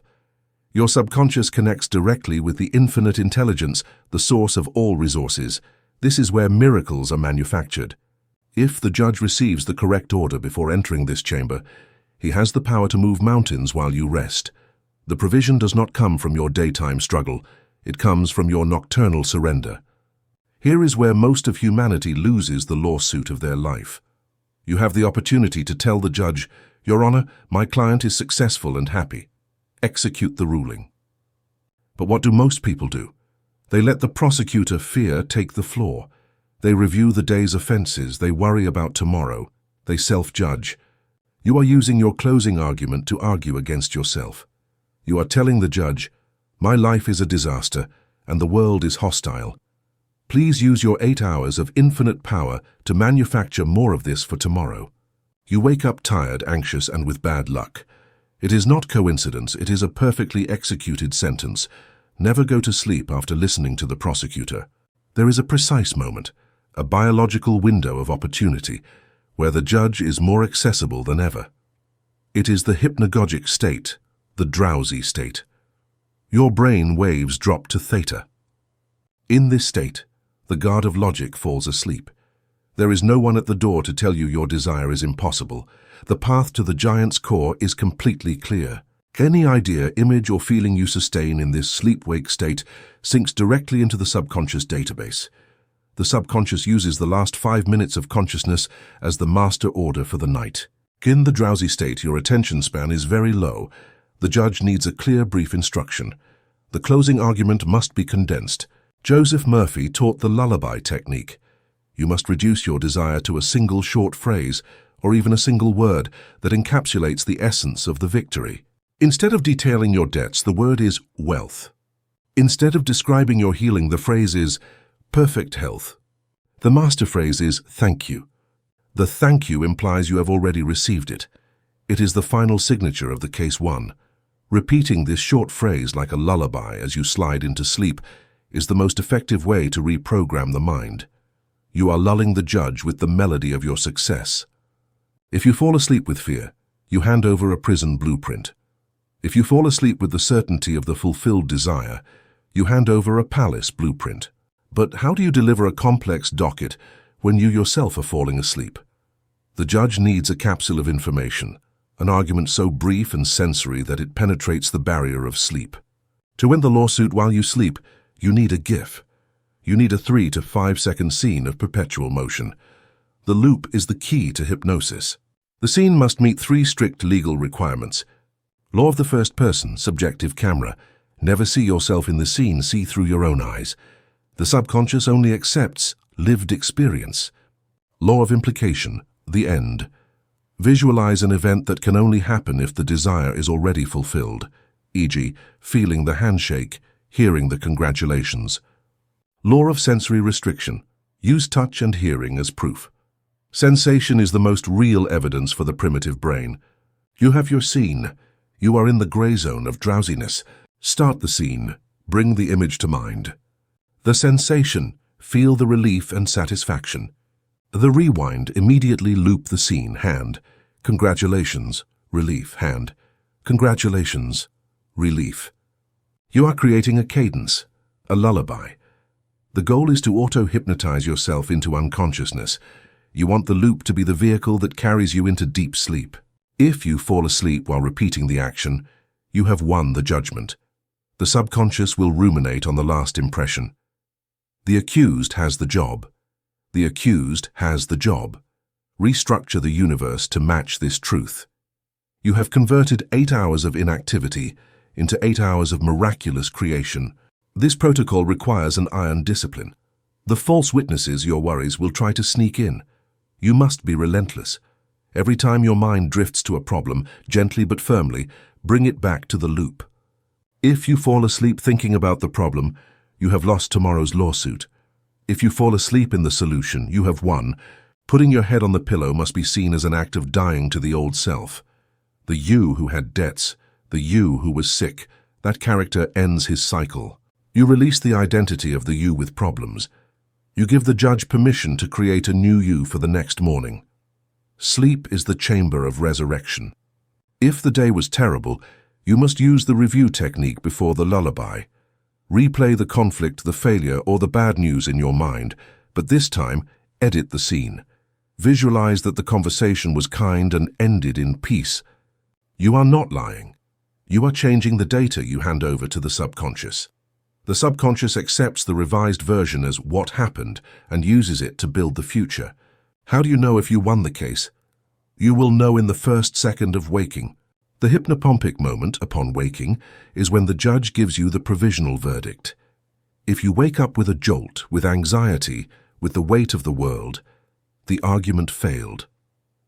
But if you wake up with a strange stillness, if you open your eyes and feel a bubble of joy for no reason, if you feel a certainty that something good is going to happen, that is the verdict. Granted. Protect that feeling. Don't grab the phone immediately. Savor the victory. Say, "Thank you for the favorable sentence. I accept the miracle." You are walking in the expansive wave of your nocturnal work. Chapter 7. The Case for Wealth. Annulling the vow of poverty and the divine right to opulence. This is the argument that has kept humanity on its knees for centuries. The belief that poverty is a virtue and wealth is a suspicion. Today, you, as the enlightened defense attorney, are going to destroy this argument forever. You are going to prove that poverty is not a virtue, it is a crime against the life force. The seventh law of the tribunal is the law of circulation. Wealth is the energy of the universe in motion. To block the flow of wealth is to block the flow of life. You have a statutory right to be wealthy, not out of greed, but out of expansion. Welcome to the case for wealth. Before you can claim money, you must find the legal document that prevents you from having it. Most people, unknowingly, have signed a subconscious vow of poverty. This contract is archived in the depths of your memory, drafted with the ink of religious guilt and family loyalty. Analyze your childhood beliefs. Do you believe money is the root of all evil? Do you feel guilty when you spend on yourself? Do you look at the rich with envy or judgment? Do you feel that if you have a lot, you are taking from someone else? If you answer yes to any of these, the vow is in effect. The subconscious judge, who is literal, has read your file. The subject associates money with evil as guilt. Therefore, to protect the subject and keep him good, I must keep money away from him. Your scarcity is not a failure of the economic system. It is a moral protection mechanism of your own mind. Your subconscious keeps you poor because you have told it that poverty is safer and nobler than wealth. To win this case, you must file a motion for annulment. You must prove that money is innocent. How do we defend money? By redefining it. Money is not paper, it is not gold, it is not digital numbers. Money is a symbol of exchange. It is condensed vital energy. Imagine your body. Blood must circulate freely to bring oxygen and nutrients to every cell. If blood accumulates in one place, it is congestion. If blood is lacking, it is anemia. Health is circulation. Money is the blood of the social body and of your personal life. It allows you to move, to learn, to help, to eat, to have a roof over your head. Money is freedom of action. The defense attorney stands up and argues, "Your Honor, accusing money of being evil is like accusing blood of being evil. Money is neutral. It is a tool for expansion. If my client is a good person, more money will only amplify his goodness. It will make his charity more effective, his love more tangible, and his life more abundant. Poverty is the restriction of life. Wealth is life in abundance." You must convince your judge that desiring money is not greed. It is the desire for more life. And the desire for more life is the fundamental impulse of God within you. God does not want you to be a wilted plant in a small pot. He wants you to be a giant oak. And to be an oak, you need a lot of earth, a lot of water, and a lot of sun, resources. Here we invoke the higher law. There is a statute in the constitution of the universe that annuls any human law of scarcity. It is the divine right to opulence. Look at nature. Do you see scarcity? Does the sun ration its rays? Does the sea ration its fish? Does the tree ration its leaves? The universe is an extravagant spendthrift. It creates millions of seeds for a single tree to grow. There is abundance by design. Scarcity is a human invention. It is a lie. You, as a child of the universe or an expression of the divine mind, have the birthright to access that infinite provision. You are not here to survive or get by. You are here to prosper. Poverty does not please God. Poverty limits your capacity to express your talents. If you are hungry, you cannot compose music. If you are cold, you cannot think about philosophy. You need the material base to elevate the spirit. Your plea to the judge is, "Your Honor, I claim my inheritance. I am not asking for another's money. I am asking to access the infinite provision that belongs to me by right of consciousness." Scarcity is an anomaly. Wealth is the natural order. Often the vow of poverty is an act of distorted love for the family. If your parents were poor and suffered, your subconscious feels that being rich is a betrayal. If I succeed, I will leave them behind. I will feel lonely. I will be different. This survivor's guilt makes you sabotage yourself every time you start earning.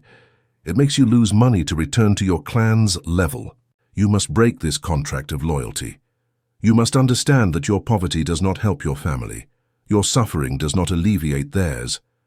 The best way to honor your ancestors is not by repeating their sufferings, but by healing the lineage. You are the one who breaks the chain. You are the one who establishes the new standard. You must tell your judge, "I renounce the loyalty of scarcity. I accept to be the first to prosper so I can lift others. My success does not humiliate my family. It redeems it." Here is another subtle trick the prosecutor uses to keep you poor. Envy He makes you look at the rich with resentment. Look at that car. He must be corrupt. Look at that house. What ostentation. Warning, what you condemn, you lose. It is a mechanical law. If you condemn wealth, your subconscious, which wants you to be good, will ensure you never have what you have labeled as bad. If you criticize a rich person, you are signing a restraining order against your own money. The defense attorney must cleanse the docket of all envy. You must learn to bless the wealth wherever you see it.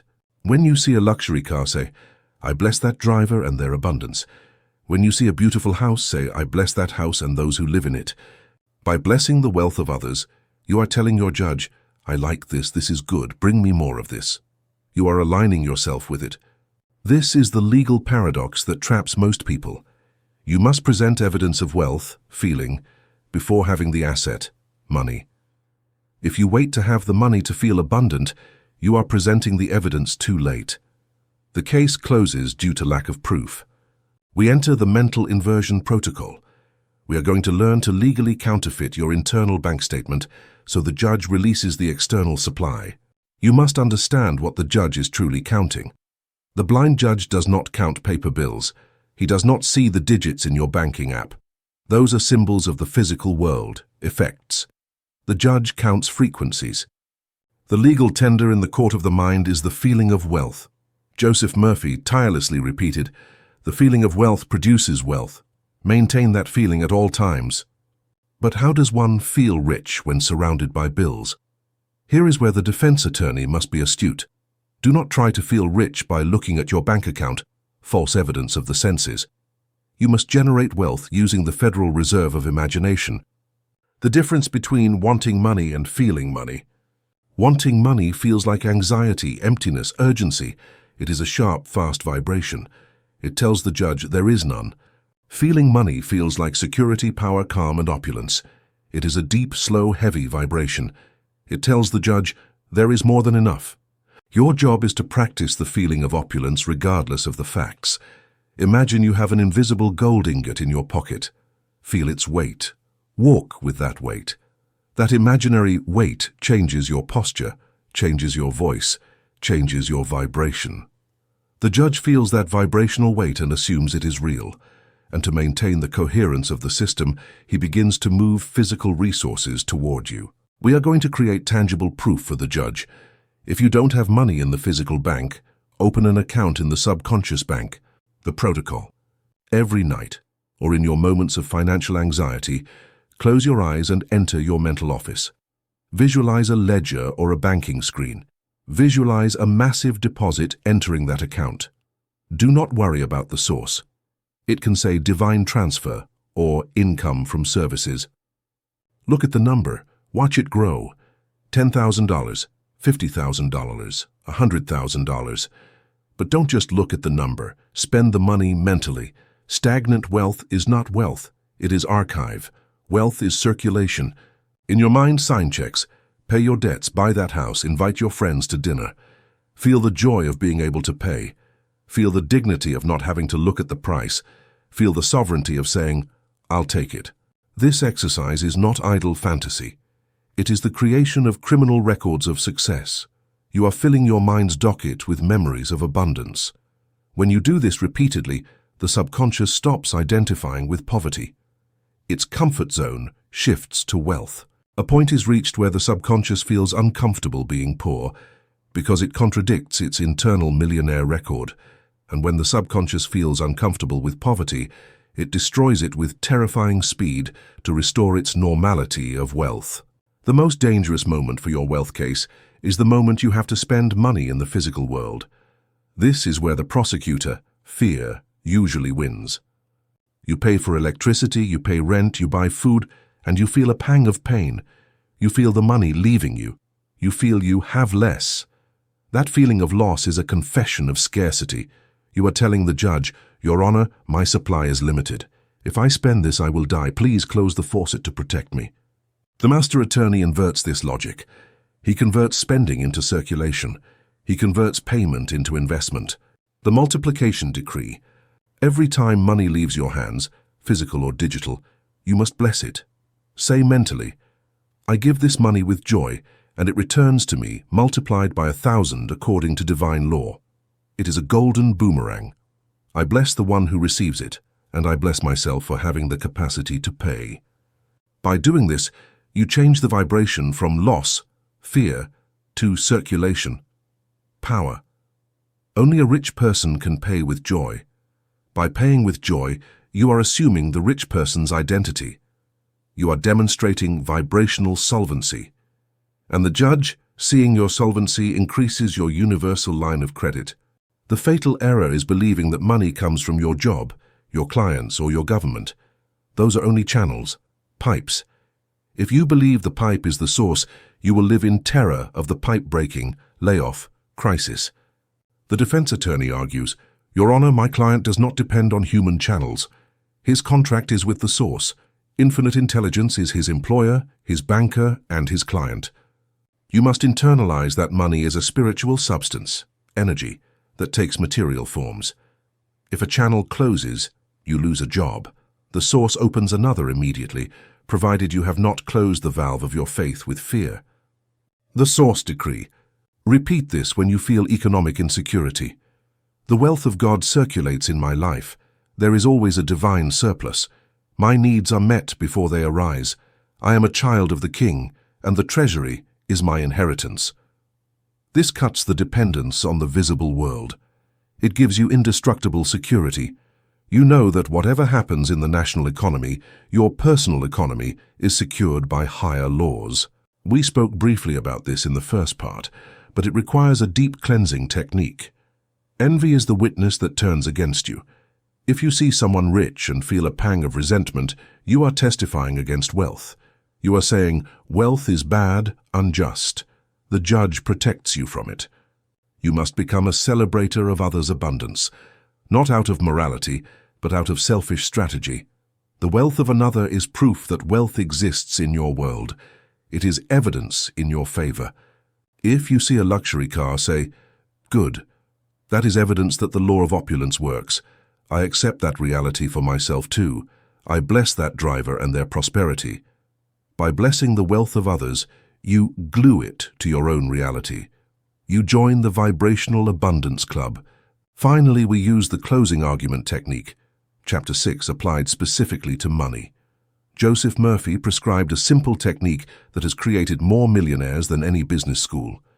It is the single word technique. At night, when you are in the drowsy state, do not try to solve your financial problems. Do not count numbers. Simply introduce the keyword into the system. Repeat softly, wealth, success, wealth, success. Do it like a lullaby, without tension, without forcing. Let the word wash over you. Let it lull you. What does this do? The word wealth, said without specifications, does not cause discussion in the critical mind. By saturating your mind with the vibration of the word, the judge wakes up with a single order: generate wealth. And he will spend the next day seeking opportunities, inspiring ideas, and attracting coincidences that fulfill that order. The moment arrives to close the case. You have presented the evidence of your imagination. You have paid with gratitude. You have blessed the rich. You have claimed your divine right. Now, the judge passes sentence. The verdict. Given that the accused has demonstrated vibrational solvency, faith in invisible provision, and the attitude of a true heir, this tribunal annuls the old vow of poverty. The universe is ordered to release the withheld funds. Circumstances are ordered to align for prosperity. Wealth is decreed to flow in an avalanche of abundance. Case closed. Once you feel this internal verdict, that sensation of it is already done, that peace regarding money, physical manifestation is inevitable. It may take a day or a year, depending on your resistance, but it is law. The money must arrive. Your final task is to leave the courtroom and live like a free person. Do not wait for the check to walk with dignity. Walk today with the dignity of the rich. Wear your best clothes, even if old. Keep them clean and pressed. Order your house. Be generous with your smile and your attention. Live in the frequency of quality. Wealth is not a quantity of money. It is a state of consciousness. The money in the bank is just the shadow projected by the consciousness of wealth. If you cultivate the consciousness, the cause, the shadow, The effect cannot help but appear. Chapter 8. The Case for Health. The Body as Evidence and the Cellular Architect. The eighth law of the mental court establishes a radical jurisprudence. The body is not the cause of anything. It is the effect of everything. The body does not become ill of its own accord. It becomes ill out of obedience. It is the physical record of the emotional sentences the subconscious judge has dictated. Welcome to the Case for Health. Here we will not fight the illness. We are going to exonerate the body and accuse the true culprit, the fearful mind. To win this case, you must change your relationship with your physical vehicle. Stop seeing your body as a machine that breaks down randomly and start seeing it as the court's book of records. Everything written on your flesh, a tumor, an ulcer, tension, a wrinkle, was first dictated in the courtroom of the mind. The judge, subconscious, received the order for repressed anger. He passed the sentence, acidity and fire. The body, as the faithful scribe, recorded the sentence in the stomach in the form of an ulcer. The body is innocent. It is the most loyal servant in the universe. It does exactly what it is told. If you tell it with feeling, "I'm sick of this situation, I can't swallow it," the body obeys by closing the throat or damaging the esophagus. If you tell it, "This burden is too heavy for me," the body obeys by weakening your back. Illness is not a rebellion of the body. It is the body's submission to a destructive command. Therefore, trying to cure the body only with physical medicine, though necessary, is like trying to erase an error in a movie projection by cleaning the screen. The stain is not on the screen, it is in the film. To heal, you must rewrite the record.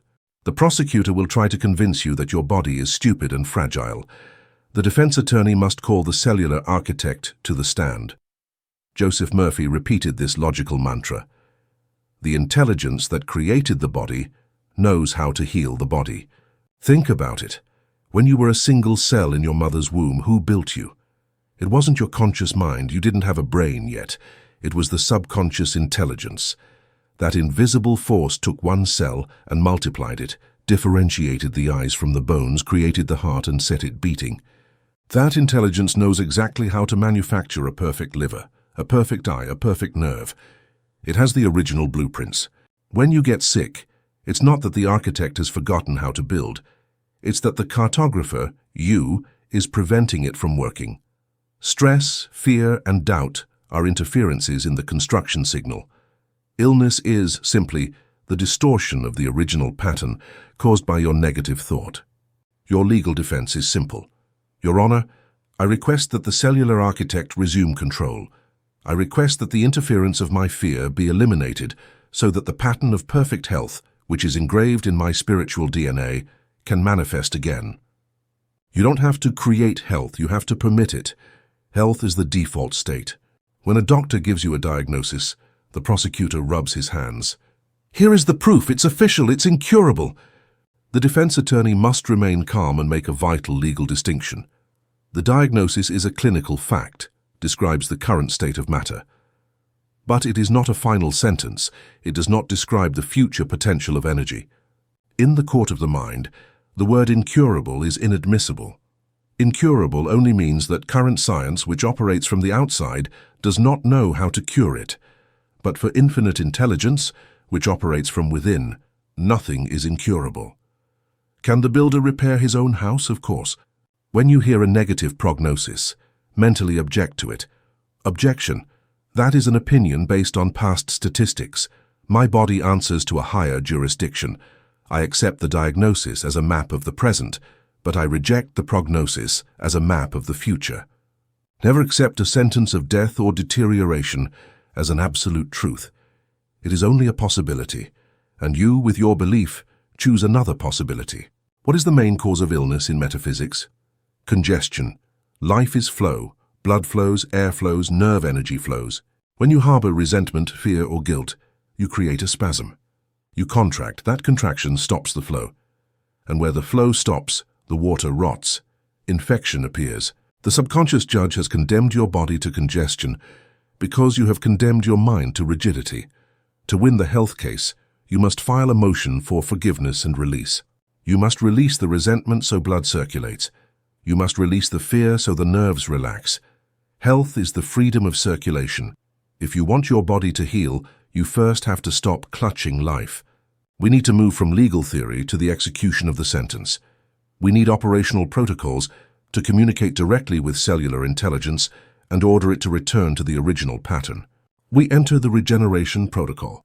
1. The audience with the cells, the power of the direct word. Modern medical science is beginning to recognize what the ancients knew.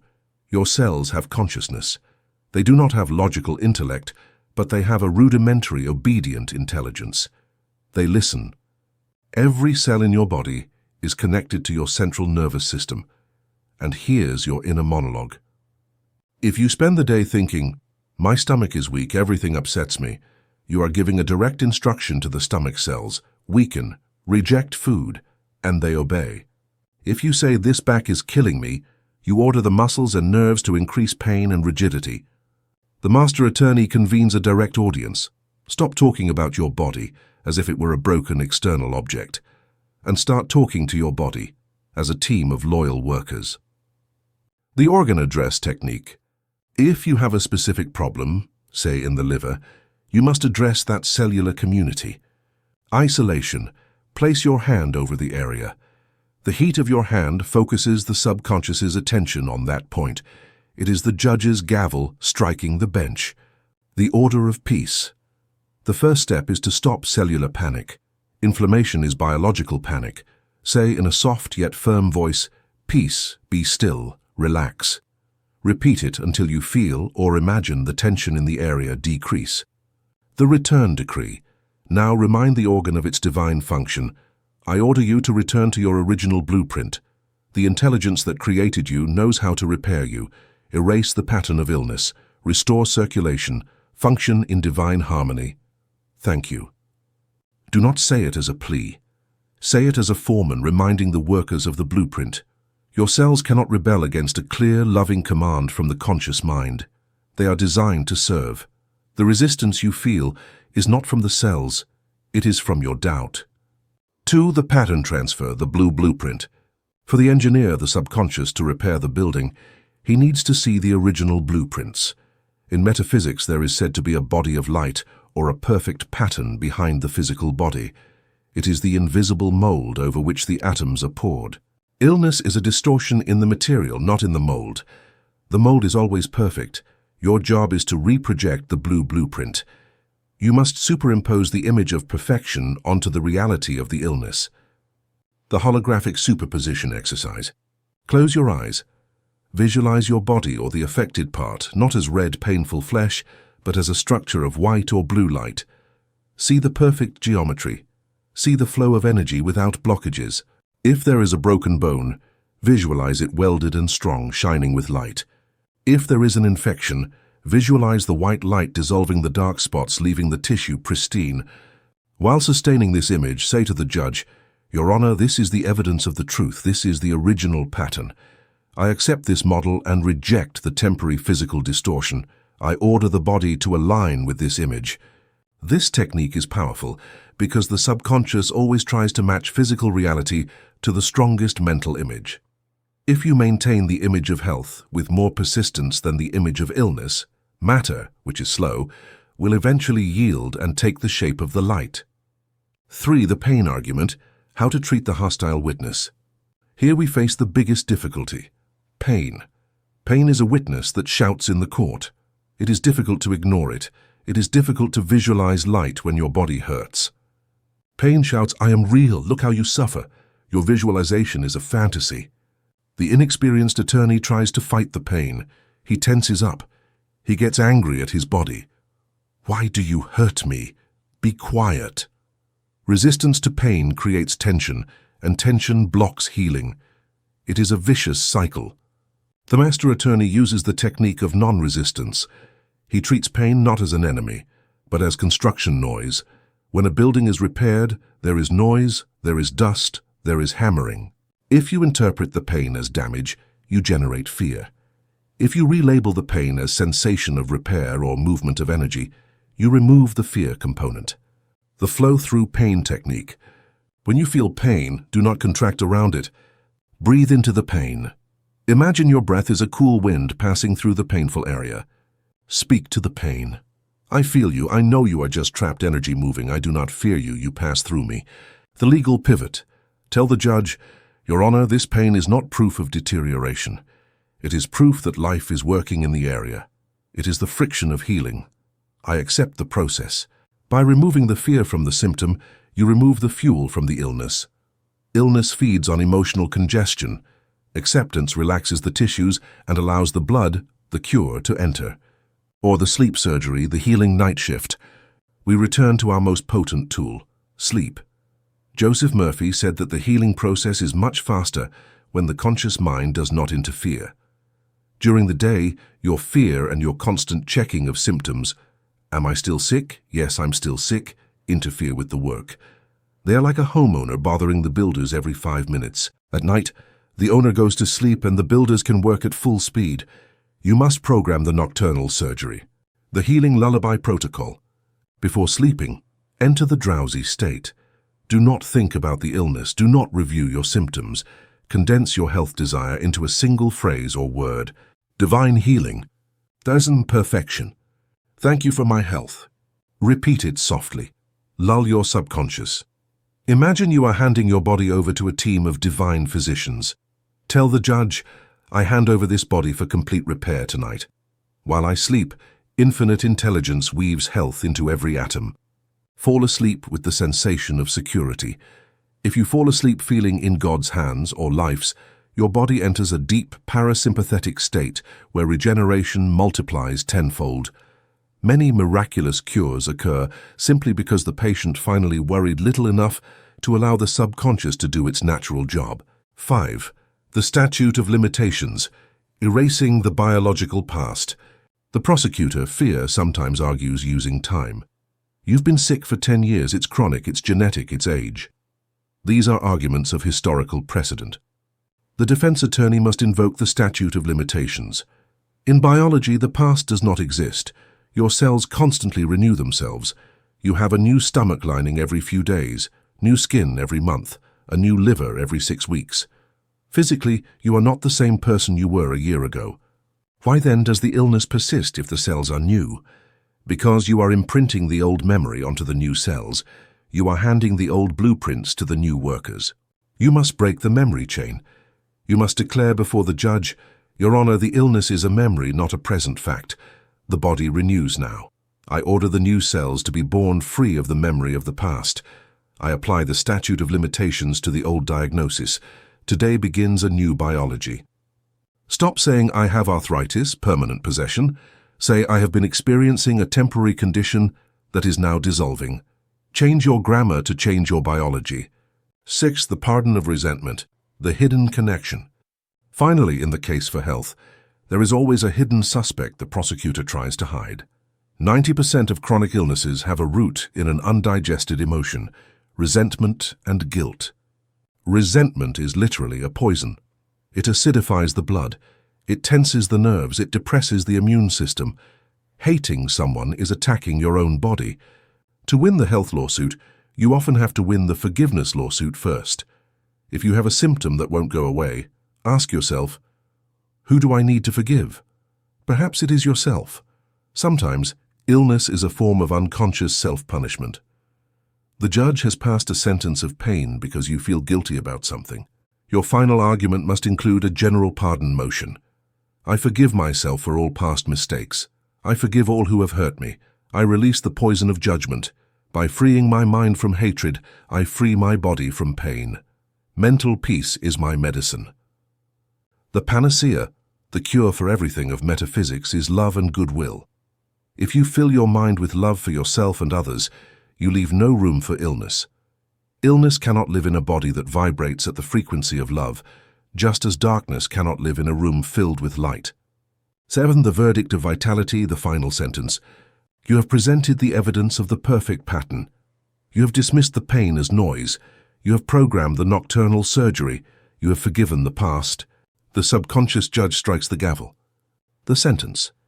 Given that the accused has claimed his divine right to life and has eliminated the mental causes of congestion, this tribunal decrees the immediate restoration of divine order in the body. The vital systems are ordered to function in perfection. Energy is ordered to flow. The state of total health is declared. Execute the ruling. Feel that sentence. Don't look for it in the mirror yet. Feel it in your internal authority. Health is not something you get. It is something you are.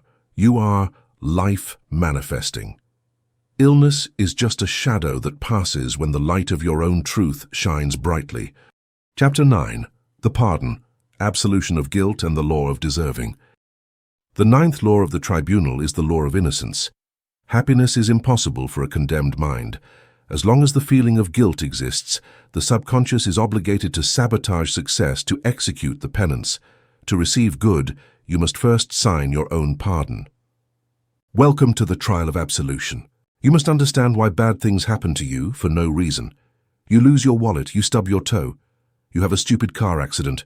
You lose an important file. You get sick on the day of your party. You call it bad luck or clumsiness. The defense attorney calls it sentence execution. Your subconscious is a system of balance. If you carry a sack of guilt, conscious or unconscious, your internal system registers an imbalance. I have done something wrong. To return to balance, the system looks for a way to pay for that wrong. It seeks punishment. Since no one comes to punish you from the outside, the subconscious does it for you. It makes you forget your keys, punishment of frustration. It makes you fight with your partner, punishment of loneliness. It makes you lose money, punishment of deprivation. Once you have suffered, you feel temporary relief. I paid my dues, but since the root guilt is not gone, the cycle starts again. You are trapped in a penal system you run yourself. You are the prisoner and the executioner. Self-sabotage is simply the need for atonement of a mind that feels dirty. To stop bad luck, you must stop the need for punishment. And to stop the need for punishment, you must dissolve the guilt. The prosecutor uses the word sin or evil to keep you bound. But let's look at the original legal code of the universe. The original Greek word for sin in the ancient texts is hamartia. Do you know what hamartia means? It does not mean evil. It does not mean eternal damnation. It is an archery term. It literally means to miss the mark. To sin is not to be a monster. It is to miss the shot. It is trying to be happy and mistaking the method. You tried to seek security and lied. You missed the mark. You tried to seek relief and fell into an addiction. You missed the mark. You tried to seek love and manipulated. You missed the mark. When you understand that your past crimes were not acts of pure evil, but failed attempts to seek good, happiness, security, love, executed from ignorance or fear, the moral burden disappears. You are not a criminal. You are an archer who is learning to shoot. Your plea to the judge is, Your Honor, my client did not act with malice but with ignorance. He was seeking life but used the wrong map. The error requires correction, not condemnation. In human law, there is the statute of limitations. After a certain time, a crime can no longer be prosecuted. In the divine law of the now, the statute of limitations is immediate. The you who committed the mistake in the past no longer exists. Biologically, your cells have changed. Mentally, your understanding has changed. Judging the present you for what the past you did is an error of identity. It is condemning an innocent person for the crimes of a dead man. Guilt is the attempt to live in the past, and life, God's subconscious, only lives in the present. When you feel guilty, you are trying to drag a corpse, the past, into the banquet hall, the present. The smell of the corpse ruins the banquet. Here is a theological legal argument for those with spiritual guilt. Many people believe that feeling guilty is an act of humility. I am a worm. I deserve nothing. The defense attorney reveals the truth. Guilt is vanity. Feeling guilty is believing that your small mistake is more powerful than the infinite mercy of the universe.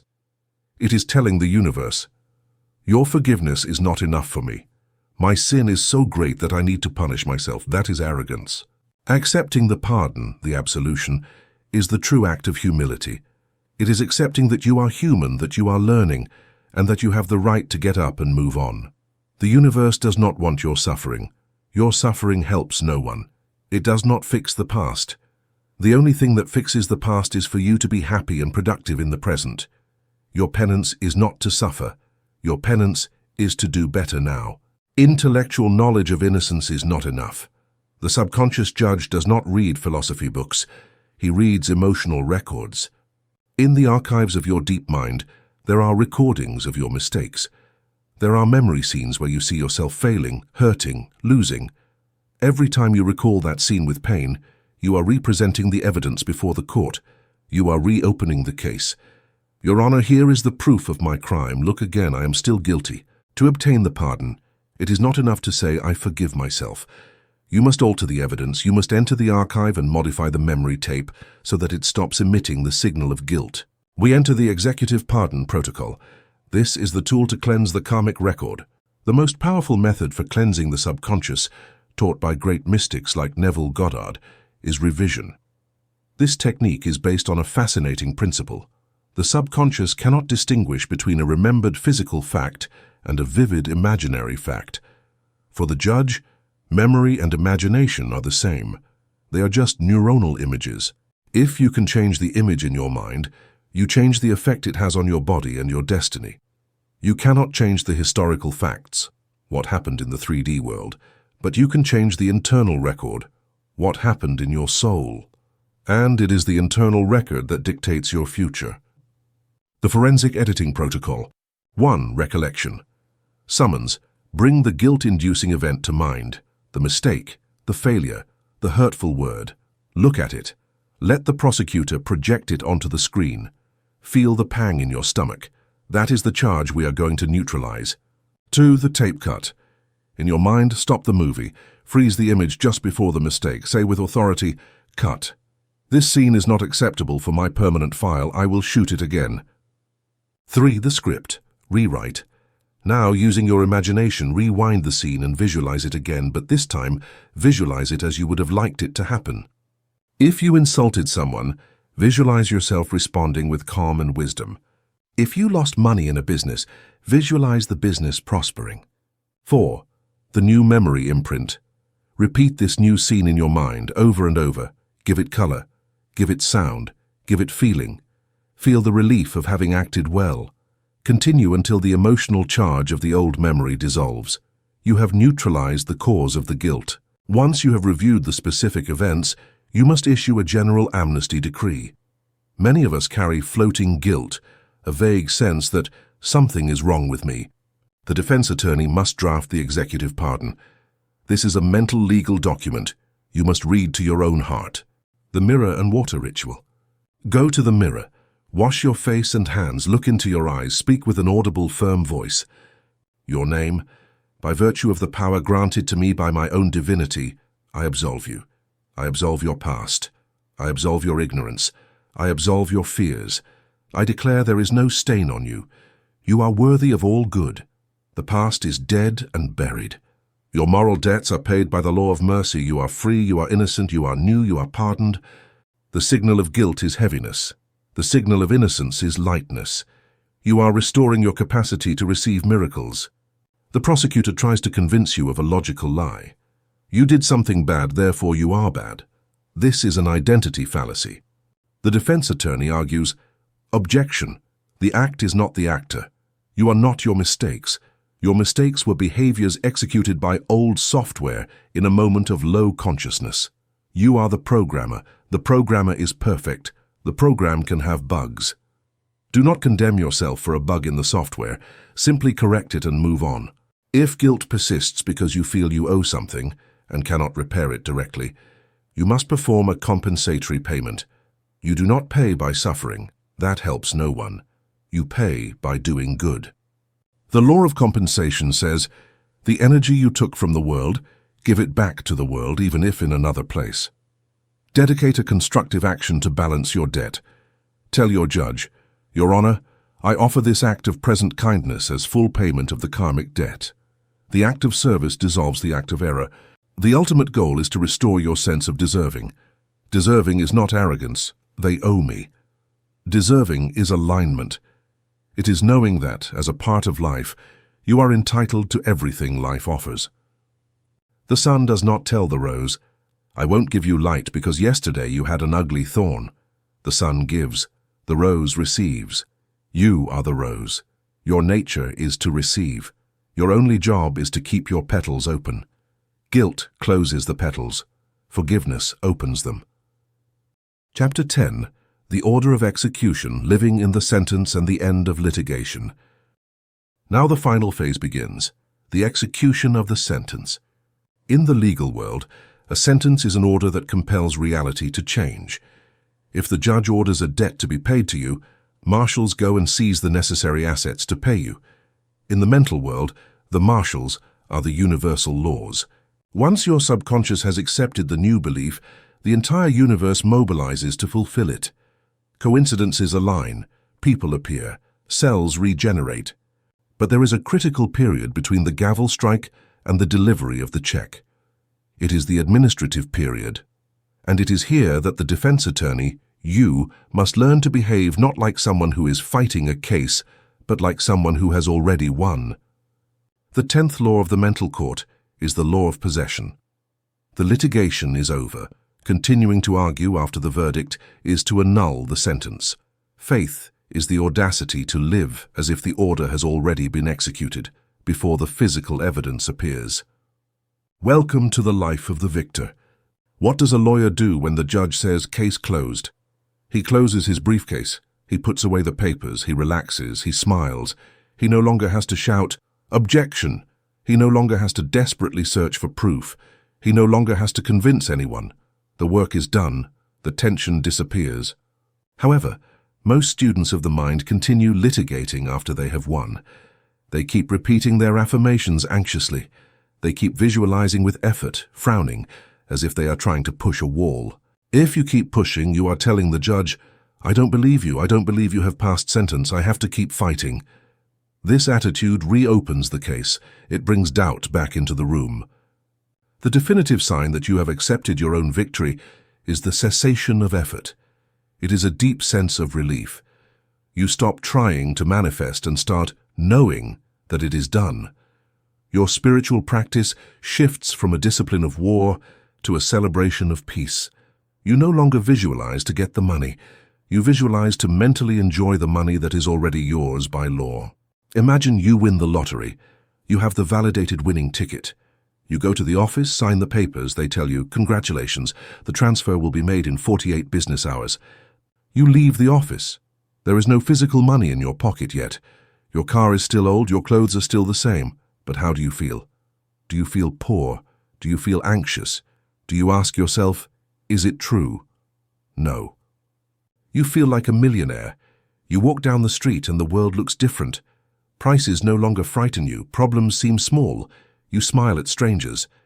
Your physical reality has not changed a single atom yet, but your psychological reality has changed 100%. That mental state, knowing that the money is in administrative process and that it is inevitable, is the state of living in the sentence. The time it takes the universe to align the circumstances, the how, is simply the bureaucratic process. Do not panic during the process. Do not call the universe every 5 minutes shouting, "Where is it?" The universe is efficient. The marshals are on their way. Your job is to maintain the winner's posture during the wait. If you have already won the lawsuit for health, how does a healthy person behave? A healthy person does not spend the day checking their symptoms. They do not talk about their illness with everyone. They do not define themselves by their pain. A healthy person makes plans for the future. They buy new clothes, they laugh. To execute the sentence, you must start to act the truth. This does not mean being irresponsible. If you have a broken leg, don't run. It means shifting your focus of attention. Stop acting like the sick accused and start acting like the free citizen. Speak of health. Plan trips. Eliminate reminders of illness from your house, medicines on the nightstand, books on pathologies. If you have won the wealth lawsuit, start acting with dignity. Do not buy the cheapest thing out of fear. Do not complain about prices. Be generous. By acting as if you are signing the delivery receipt, you are telling the subconscious, "I am ready to receive the cargo. My container is prepared."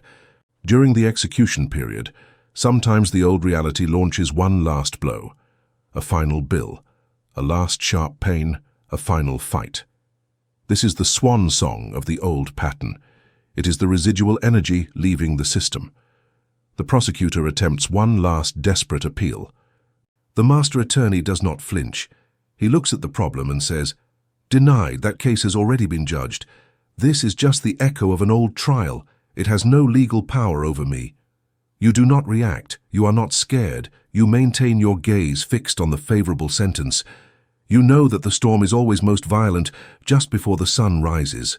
Your calm in the face of chaos is the final proof that you truly believe in your own law.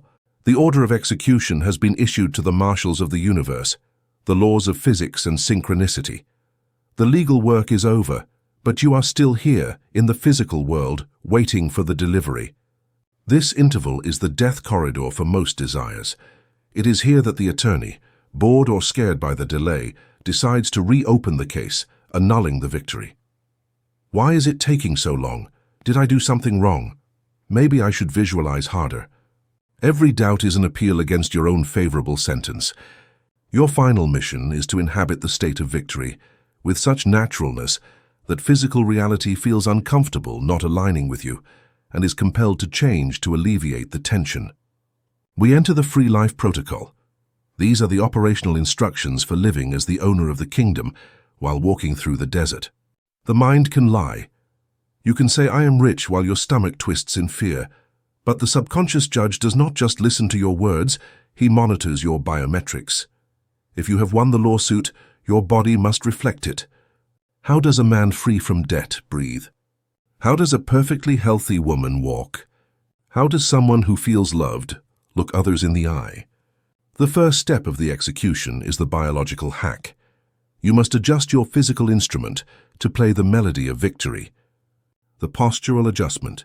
Observe your body right now. Are you hunched? Are your shoulders protecting your heart? Is your breathing shallow? That is the posture of the accused. It is the posture of one expecting a blow. If you maintain that posture, you are sending a danger lack signal to the judge, contradicting your wealth decree. The owner walks differently. Expand the chest. Open the heart center. It is an act of secure vulnerability. It tells the universe, "I am not afraid. I do not need a shield. I am invulnerable because I am the law." Slow the pace. Haste is poverty. Haste says, "I don't have time. I am late. The resource is running out." Wealth is time. The owner walks slowly, with deliberation, savoring the space. Release the jaw. Tension in the mouth is the desire to bite or shout. It is resistance. The owner smiles slightly with a loose jaw because there is nothing to fight against. When you force your body to adopt the posture of success, chemical feedback occurs. Your brain releases dopamine and serotonin. Your vibration changes. The judge senses that chemistry and says, "The body confirms the verdict. Physical reality must accelerate compliance. Do not wait to see the money to walk tall. Walk tall so the money can find you." In this execution period, your word is your magic wand, but it can also be your burial shovel. The most destructive habit during the wait is complaint. Complaining is, literally, testifying against your own sentence. If you say, "Everything is so expensive," you are testifying, "I am poor." If you say, "This pain is killing me," you are testifying, "I am incurable." If you say, "I am sick of waiting," you are testifying, "I have no faith." The protocol demands a total veto on complaint. This does not mean repressing your emotions. It means stopping the verbalization of the victim. If you feel bad, feel it in silence, process it, and then return to center.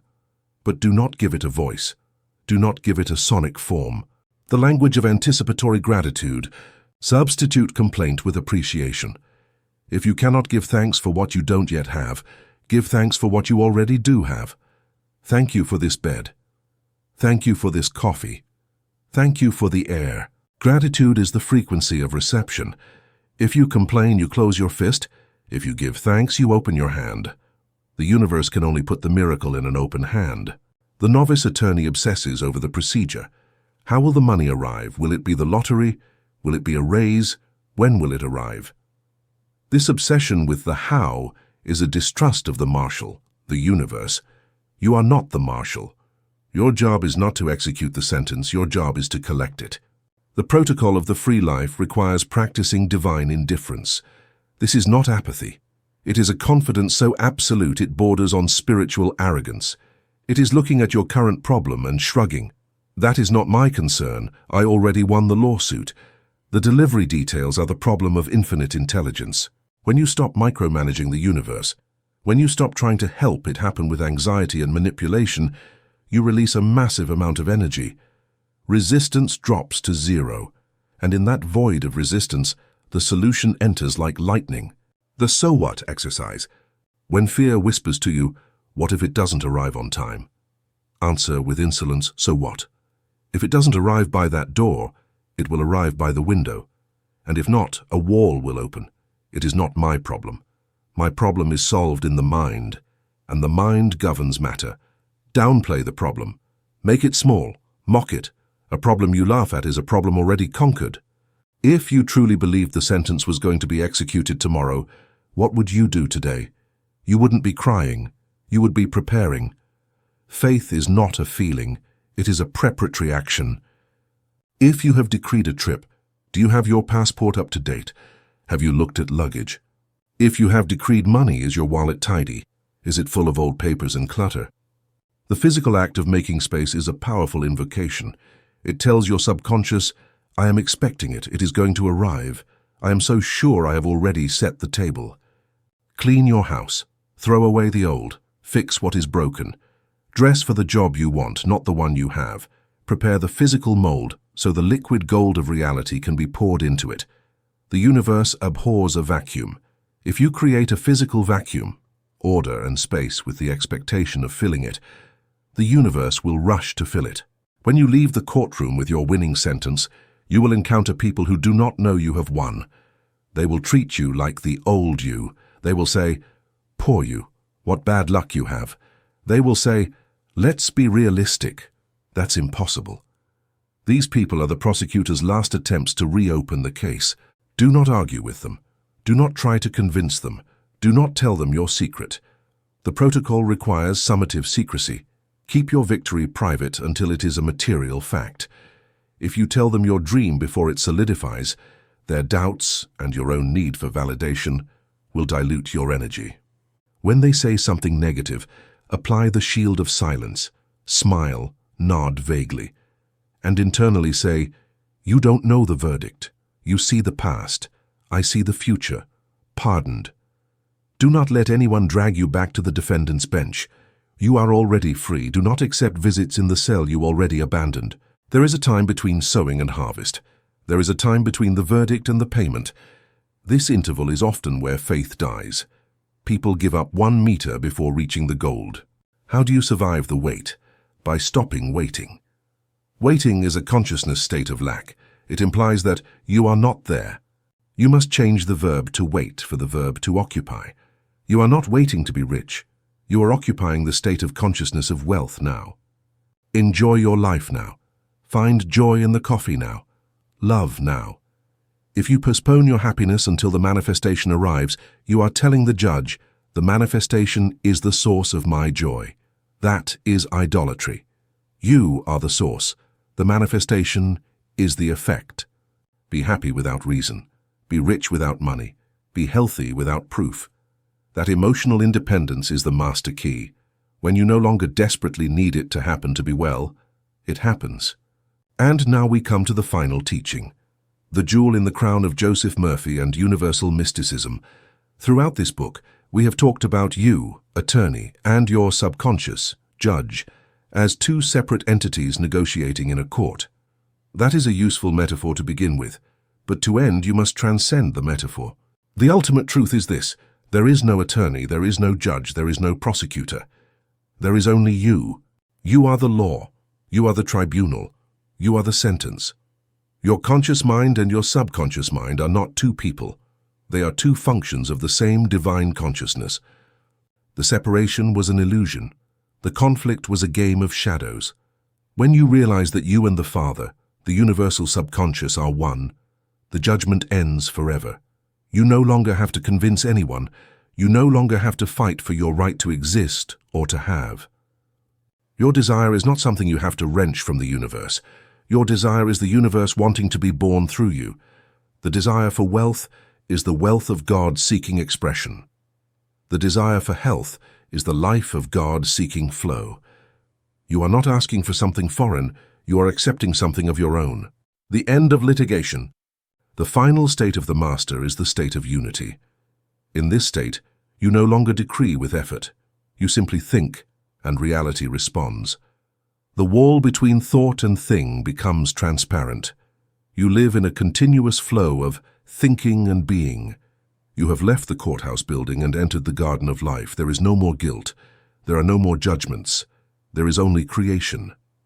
Look at your life now. The walls of the prison may still seem solid.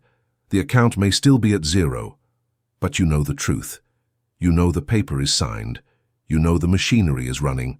You know that what you see is just the dry husk of the past, about to break. Do not give up. Do not fall asleep again. Maintain the posture. Maintain the decree. Maintain the vision. Because the law cannot fail. It is easier for the sun to stop rising than for the law of the mind to fail one who remains faithful to it. Your victory is not a possibility. It is a mathematical inevitability. Go out there, walk like the owner, speak like the judge, live like the free. The verdict has been dictated. The case is closed. Life begins now. You began this journey in the defendant's chair, believing you were the victim of a cruel fate, judged by a capricious God or bad luck. You lived in fear of the prosecutor, believing the lies of your senses and accepting the sentence of scarcity and pain. But you have studied the law. You have discovered the secret that sets you free. In part 1, you discovered that the subconscious judge is blind and neutral, and only executed the orders you yourself gave him. You learned to discredit the false witnesses of physical reality and to rewrite your own internal constitution. In part 2, you became the defense attorney. You learned to shout objection at negative thoughts, to present imagination as irrefutable forensic evidence, and to use the night shift to seal your verdict in the secret chamber of sleep. And in part 3, you won the specific cases. You annulled the vow of poverty, exonerated your body from illness, and signed your own pardon of innocence. You learned to walk the world with the order of execution in your pocket, living in the winner's certainty before the trophy is visible. The litigation is over. The civil war in your mind has ceased. There is no longer a prosecutor, there is no longer an accused. There is only you, the living law. From this moment on, your life is no longer a trial, it is a decree. The external world, with all its noise and fury, no longer has jurisdiction over you. You are the supreme court of your own universe. What you decide inside is law outside. Do not sit in the victim's chair again. Do not reopen cases you have already won. Walk with your head held high because the entire universe is waiting for your instructions. Your question each morning is no longer, what sentence will I receive today, but what new wonder am I going to decree today? If this manual has restored your freedom and taught you to win the lawsuit of your life, seal this pact now. Subscribe to our channel, Path of Knowledge, to continue receiving the laws of mastery. Like this video as your final signature on the Certificate of Freedom. Share this legal code with those who still believe they are guilty. Thank you for your bravery, for your defense, and for taking command. The sentence is freedom, wealth, and life. Case closed.